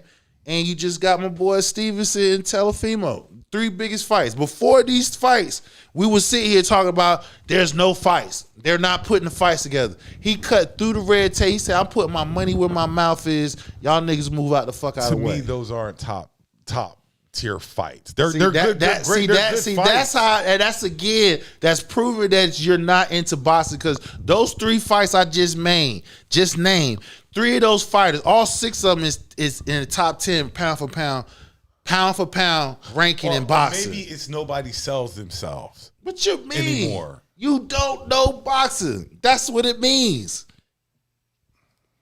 You don't know boxing. Yeah. Well, hopefully, Floyd does what's necessary to get back on his feet. The first time he get popped, he gonna be like, oh yeah, let me go back to retire. And it's not even that. On top of that, it's like the Sheik ain't promoting. The fighters don't put themselves out there to promote like that. Like I used to really love some boxing. I would love a good bout. Nobody sells you on them. Like you remember, Mike Tyson used to sell a damn fight. Did he? What? Now, come over here. I'm gonna eat your asshole out and all this. What? Mike Tyson used to sell. All right. A fight. So now, what we just said, Don King was the show, and you like right. So if he said Don King said, look, this is what I need for you to do to sell the fight, and you going along with the answers, okay, fine, no problem. That's how you know your boy's the last great fighter showman. Who Floyd. Floyd. that nobody else could see. Floyd could sell a fight. Floyd would talk his shit and everything. There's nobody. That's why I'm saying nobody out now. They might be great boxers, like you're saying, but it's business. They're not selling their fights. Jake Paul sells his fights because his fights is not they're staged. That's the whole thing. It's a lot of drama. It's a lot of. I get what you're saying. It's a lot of drama and circus around it. It's the marketing that goes into it. Okay. Well, the Sheik. Listen, you can't sit here. Add that to some of these other fights. Listen, man. You know the climax was going on right now in and around the world. Stevenson slap butt or something. Listen. Yeah, who's the kid that keep getting slapped? Oh, I saw that shit. Oh my God, who the little kid that keep the fight? Ain't he a fight? He a boxer, ain't it? Oh, that's what he was with. Rampage. And shit. The one that keeps slapped. He got slapped. He got slapped for disrespecting. He got slapped. He got jawed like somebody else hit this little nigga too. Oh, I ain't see that. I saw when he got slapped. He got done a couple of times. So is he doing that on purpose? I think so. Cause the nigga be drunk. He acting like it's something. So could it be me? Maybe it's just me. But when you see a man with his wife and the man looks like fucking the Juggernaut, do you still have that Napoleon complex running through your veins? He do, because he said, I got my gun. I'll go get my gun. But that's my point, though. That's the way he was talking about. Go get his gun. Oh, okay. And Rampage tell him, like, yo, cut it out. You over here going up against a bodybuilder. All right, let's go ahead and keep it moving because I wanted to discuss Sherrone Moore being in the news this time. Apparently, there may be charges dropped on everything after all these weeks that's been going on since his incident. And he was facing jail time, and he was terminated from his job, broke up with his alleged mistress, faced jail time. And he may be getting a break from all the charges he's currently facing. A break or a break, like big break. Is it a break or somebody? Either the charges shouldn't have been filed. Well, I mean, they shouldn't have been filed, but it says it's a silver lining. But you lost. Let me let's say what you're talking about. So attorneys are defending him against charges he faced for felony home invasion, stalking, and illegal entry. This was scheduled for a March 2 hearing, but the judge believes Moore's due process has been violated because a police detective failed to disclose that the former coach who was working for him at the time had an employer-employee relationship. And the police officers have accused Moore of going to the woman's home after he was fired as head coach at Michigan, entering an apartment and threatening to commit suicide with a butter knife. And the defendant's due process may have been violated. What kind of knife? A butter knife. Okay. So basically, they're saying it's not stalking. They were trying to get him on a stalking charge for stalking his mistress, but they said it's not stalking if the communication has a legitimate purpose, which they did at this point. So what they were trying to say is it was reasonable for him to try to contact her while the team was preparing for an upcoming bowl game. So the notion that he was stalking her, which she was employed up under him. Yeah, so it wasn't stalking. Can't have it both ways. Yeah, I can't call you about your job and you call it stalking. So that might get thrown out. In addition to that, they were disclosing their relationship. Not disclosing their relationship was a glaring omission when they sent out that arrest warrant. So they were sending out an arrest warrant to get Sherrone Moore under the belief that he was some random black guy stalking this girl, and they failed to mention that he was in a relationship with this woman. So outside of the relationship, she worked for him. Yeah, so they failed to. So it made it look like it was just this big black guy stalking this. So when they got basically what you're saying is when they got the warrant from the municipal judge to get him or her to agree to the warrant for the arrest, they left out that important shit. If they told the judge that shit, he would have never been arrested, and he probably launched. He probably wouldn't even. He probably still have his job, most likely. Yeah, and the The lawyer is also accusing the woman's lawyer of giving police officers information to villainize Moore and maximize the chance of obtaining a large settlement from the deep pockets of the University of Michigan. So they were making him look more evil so the university could break more bread off.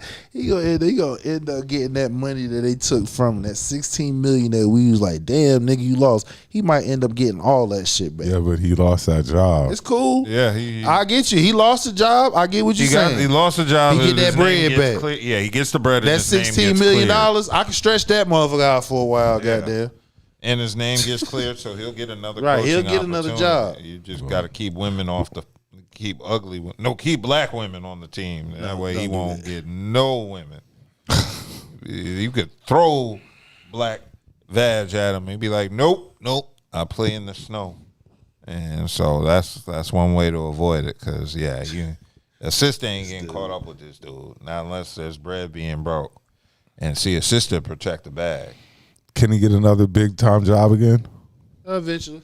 Yeah. Not no time soon. He had to go. Yeah, he had to go somewhere. Rebuild a program. You have to go to his worst place possible in HBCU. Don't do that. I'm not saying for me. I'm saying for him. That's not worst case of possible. Yeah, for him it is. Shit, There's gonna be nothing but black girls to cheat with.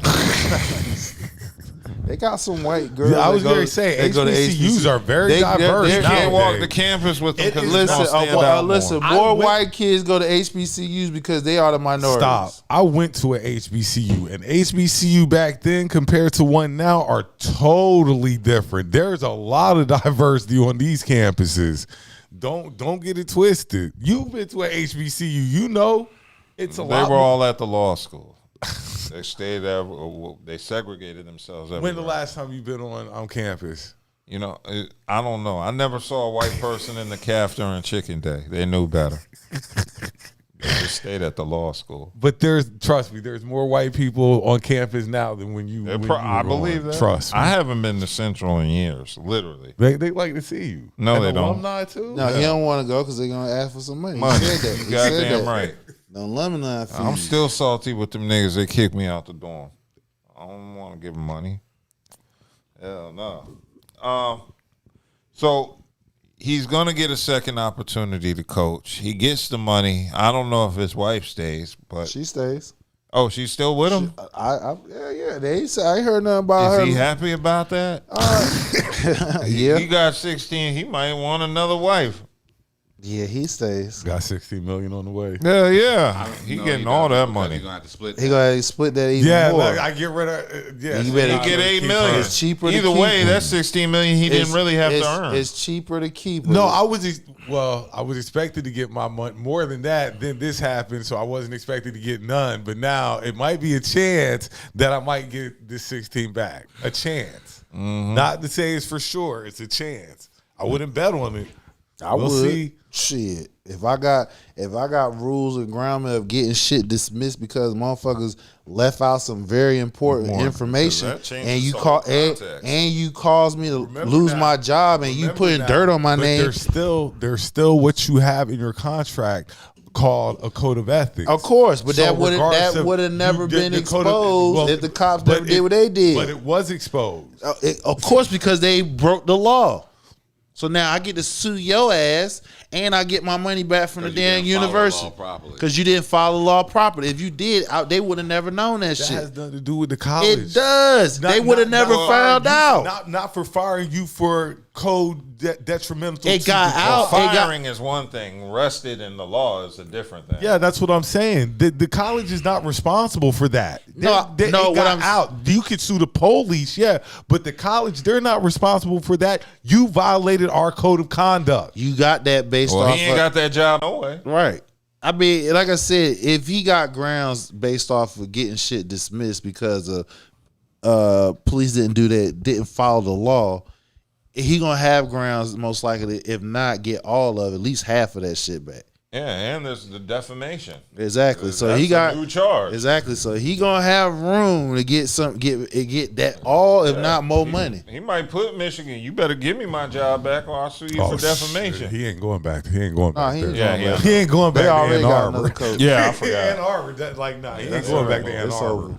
Well, like I said, he has an opportunity for another. He'll get another job. Yeah, he'll get another he's job. a good coach.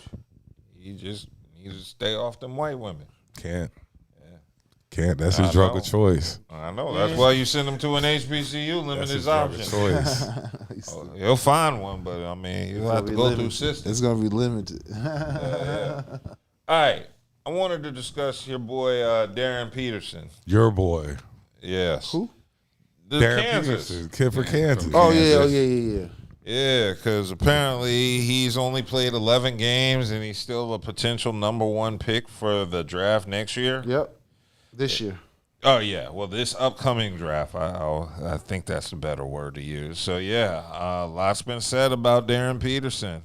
He's been criticized a lot for just staying injured. Some people are saying he's not committed to the game, but there was actually one writer who works with the Kansas who said the exact opposite. They're saying this guy's hurt and he's still trying to play when he could just sit out the whole season. So if he wanted to, yeah. This is where we're at now. It's that mixed. Nice. This is where we're at. But that see, kid is nice. Like I was watching Carmelo. I was watching his pod and stuff, and he made the perfect. Let these kids go straight to the pros out of high school. All you're doing when you bring them to college is give the coach a headache. You give these kids all this money. He's nice, but how much does he love the game? Because any hooper. I mean, you got to think, if he's still trying to ball hurt. If he's hurt, that's because that hurts his stock. That's one thing. That's one thing. But any hooper, they're also saying he's not hurt. That's the thing. You're saying one thing saying he is, one thing saying he's not. But if you're not, like he pulled himself out the game the other night. Yeah, that boy was on fire. Think about boy it. was on fire. Think about it. You on fire. Why would you make yourself come out the game? Because he's hurt. Because he's hurting. Yeah. He's in pain. You made it to your threshold. He's all pulled right. himself out of several games. Bro. So if you're hurt like that, then your draft stock's going to fall. Then Not necessarily. He just won't be available for Kansas. You have to. And they gave him like he got NIL money for everything. And like that's you done another gave these thing. niggas all this money. Exactly. You done gave these niggas this money, so we can't tell if they hurt or not. Yeah. They just got money now. Right. We So, don't know if he might be hurt. He might not so be. the fact that he's making an effort and he's being impactful when he's out there. Yeah, when he's on the court, that boy is unstoppable. Exactly. Of course. For the portions of the game that he's out there is unstoppable. What they need to do, the NBA, is to take away this one and done. And if you think this kid is nice like that, either send him right to the league after high school or put him in the G League after high school. That way that colleges can now... That's the problem. They're not getting that same money that they get at G League. Why you think a lot of them G League players coming back to college? Because the NIL money they getting in college is way more than they get in the fucking G League. I'm just telling niggas in college getting $500,000 to $1 million, some more than that, depending on your draft status. If you draft status, so if you a top 10, let alone top 5, nigga, you upper end $2-3 million just to play one season. That's what's killing college basketball to me. What? The influx of youth. If you look at the drafts to pick a year, these kids, this year's draft's going to have 8 freshmen in the top 10. Right, and all of them should have either been able to go to college after high school, or they're in college. Go to the NBA after high school, or put them in the G League. It's going to be 8 out of 10 freshmen this year. Well, again, they had a big conversation before NIL money became existent about watering down the college sports. How the NBA one and done is hurting the college game. It's killing it. It's hurting the college game. So that's the reason why NBA said, all right, y'all go to school for at least one season, then you're eligible to go to the NBA. Well, how many of those high school players are actually going to pan out? Exactly, because you only got what over 2,000 basketball players. That's up to them, because you go to the military after you get out of high school. Why can't you go to the NBA? You only got 32 teams though. What is 32 teams? Invest this type of money in a kid, because virtually what we're looking at, like I said this year, is 8 out of the top 10 are going to be freshmen. Yeah, but a lot of them don't mean they good. Yeah, or a lot of pan them. out. A lot of them looking at it the other way. If I don't get picked first round, because like I said, But how does it top help 15? college? How, That's what we're talking about. how it help college if you staying in school for 1 year, if you a top 10, top 300 player in school and y'all go deep into the tournament, that helps revenue for not only the school but for the whole damn conference. That's why it come back to dollars. That's why women's college basketball is better than men's. Why is that? Because women have to stay, and you get to learn. No, they these get women. NIL money too. They do. Why you think your girl Why you think your girl Malaysia left and went to LSU? Okay, but we still gave her that money. But like I say, that's one of the more And reasons. she's still coming off the bench.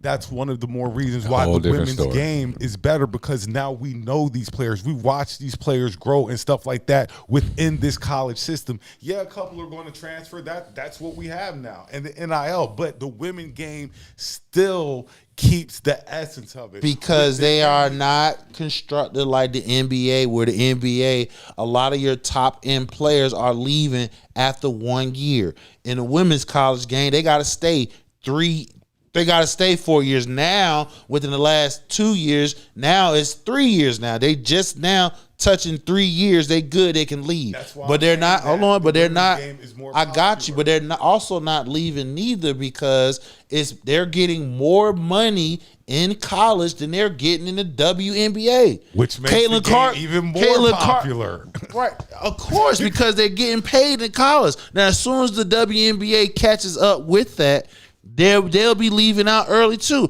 That's the reason why a lot of these top end players. They're talking about the WNBA might not even have a season. I get what you're saying, but listen to what I'm saying. This is okay. We about to get off. So go ahead, all right? Because we keep talking about the WNBA. As soon as they break, they're gonna get a contract done.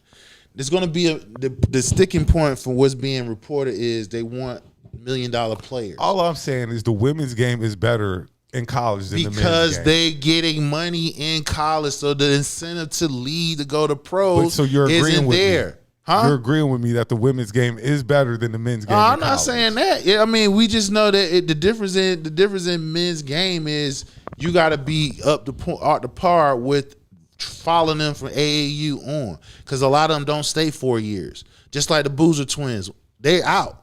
The oldest one, he gone. He gone. I don't think the other one gone. Right, he's gone. You know what I'm saying? One gone. The other one, he gonna be Duke there. last year had their fucking starting 5, first starting 6 gone in the first round, and half of them on Charlotte. So the thing about it is, hey, the money is in the NBA. Now, excuse me. Now, this is where a lot of college players will actually start. You'll start seeing them play, unless you locked in for a top 15 pick. A lot of college students are gonna stay because the NIL money is gonna help them stay.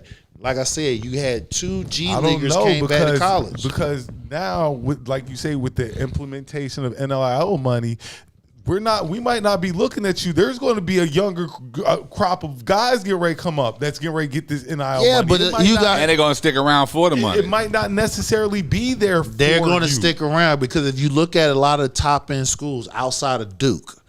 A lot of these schools that's in the top 10. They're constructed by older players. A lot of them not playing a lot of freshmen. Duke is the only exception school, and I think it's another one that's playing more freshmen than anything. You feel what I'm saying? Because they got the blue chip players. But a lot of these top end schools that's going to run deep in the NCAA, they got older players. Their freshmen ain't even getting off the bench because of NIL money. So it's that NIL money that's screwing things up. I mean, in my opinion, it's going to help college. It's going to help men's college because it's going to help men's college because, again, when you get to G League, they're making more in college than they are in G League. It's like the implementation of anything new. You have to get through the roadblocks and the bumps and all that. The trial and error. Until you get it right. You know, giving these kids this kind of money in college. They're going to subject to stay. It's going to force the men's side to stay. Because you're making more money now. Why am I going to leave to go make less money possibly? And I'm guaranteed this money right now to just go to school and play ball. Correct. The only way I will leave if I'm a lottery pick, which that's top 15. Mm-hmm. So do you think Darren is going top? Yeah, he's top three. He's top three. So he's top 3. None of this will affect his draft status. I don't think so. I mean, nobody has the tournament play out. Yeah, let's see how the tournament play out, and if he does anything else. Still won't right hurt now him. he top 3. It still won't hurt him, even if somehow for some reason Kansas flame out in the first round. He's still going to be a guaranteed top 3. And this year's draft is deep, and they're all and all the players are American players. So that's the reason why a lot of teams are tanking. Okay, cool. Well, I also wanted to move on and discuss Tyreek Hill because I know that he was released from the Heat. I mean, from the Dolphins. Dolphins.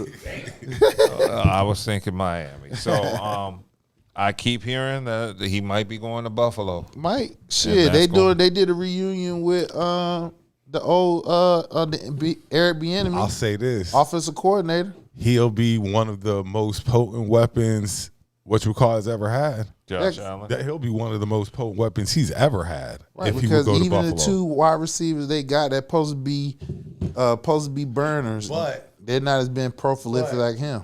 Do I really want Odell? I mean, do I really want Tyreek Hill? Tyreek on one side and whatchamacallit on the other side? Rice on the other side? Hell yeah. As long as your talent. You said who? With Rice? No. Do I want Hill on one side and Diggs on the other side? No, that's the bottom. Oh, you talking about Buffalo? Yeah, that's what we're talking about. Oh no, it might be a reunion. Him going back to KC. That's what I was talking about. Kansas City. No, we were talking about him going to Buffalo. I feel you, but there's talks that he might be going back to Kansas City. Another possible destination. But going. Be right. But no, that's not Buffalo. Diggs is in New England. Oh, my bad. Diggs in New England. So in Buffalo, they don't have nobody. Oh, yeah, he'd be perfect for Buffalo. And he'd be one of Josh Allen's best weapons. He'd be perfect for Buffalo. Of course, because he can go downhill and run. Now, the question is, Kansas City and Miami weather is way different than Buffalo's weather. Kansas City is similar. Kansas City is close. Kansas City is close. It's close. Cold, snow, wind. It's close, but Buffalo, New York has that motherfucker. They got that lake effect snow. That's some different. That's some different type shit. You feel what I'm saying? Yeah, but it be cold and snowy. No. Listen, I'm not questioning. Listen, what I'm saying. I'm not questioning Kansas City is not cold and it's snow, but Buffalo, the state of Buffalo, New York. That lake effect snow hits different, dog. I'm telling you. I believe it, but I mean, the point is they still play in the same cold snow weather. I mean, I'm pretty sure Buffalo has worse weather, but St. Louis, I mean, I don't Kansas know who City, has worse weather. They both have worse weather. Yeah, I mean, it's pretty bad in Missouri. It'd be nice to see my boy on Buffalo. I'm not going to lie, just to see. Yeah, so I was just curious to see how that would work. But moving right along, I wanted to touch on the NBA first. LaMelo and his car accident in Charlotte. It was caught on camera. He had that big old chunky ass Hummer. I didn't know niggas still drive Hummers now, but apparently. And not only since the gas done went down. Yeah, the gas done went down. It's like at $250, man. You gonna get them Hummers. Yeah, and then he just crashed. Now, how difficult is driving in downtown Charlotte? Because I don't. With that big ass truck, yeah. When last time you been in Charlotte? Yeah. When last time you been in downtown with that Charlotte? big ass truck, yeah. It's been a very. It's downtown not the same Charlotte. when you remember. Yeah.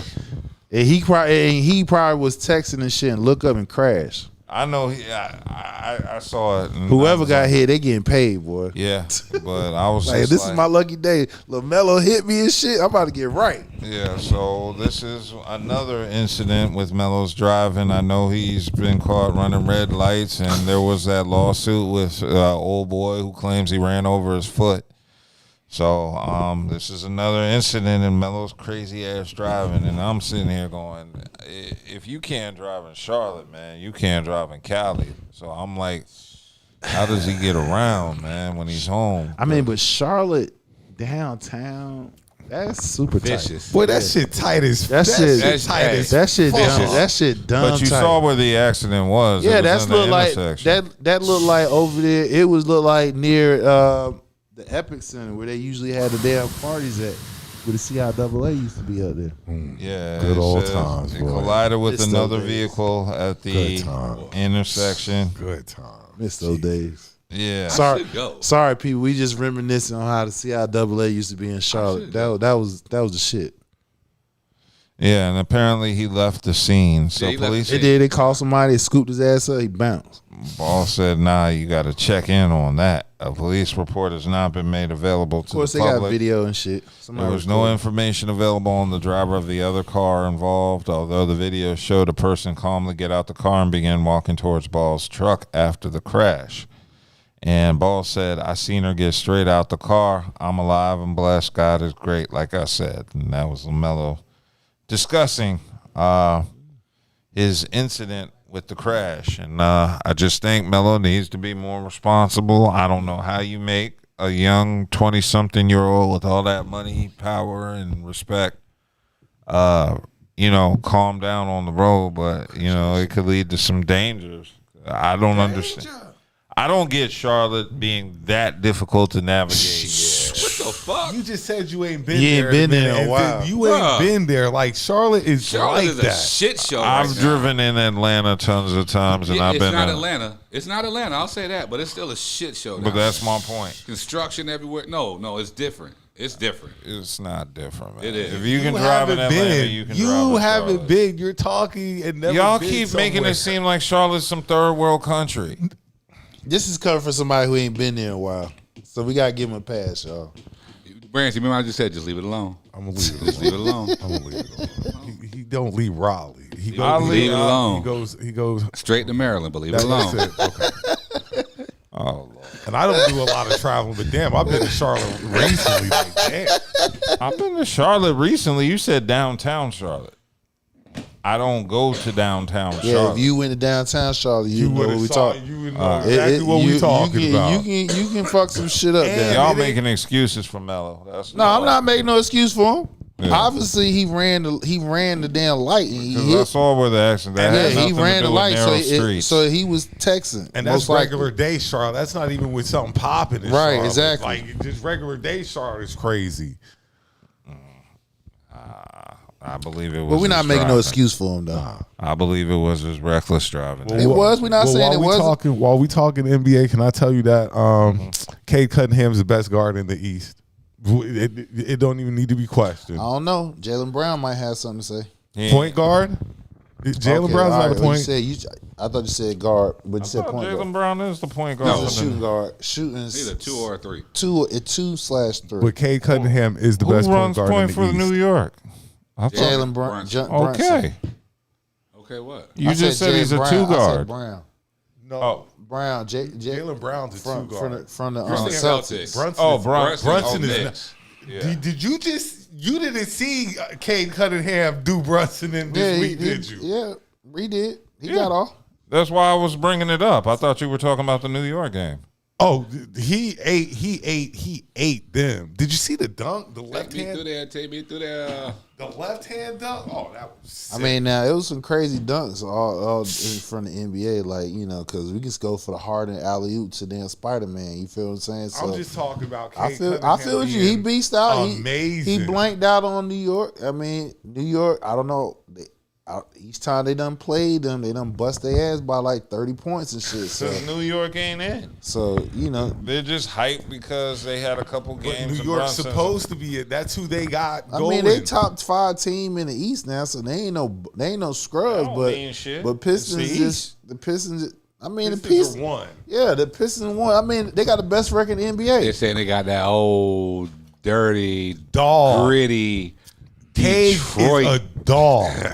Cade Cunningham.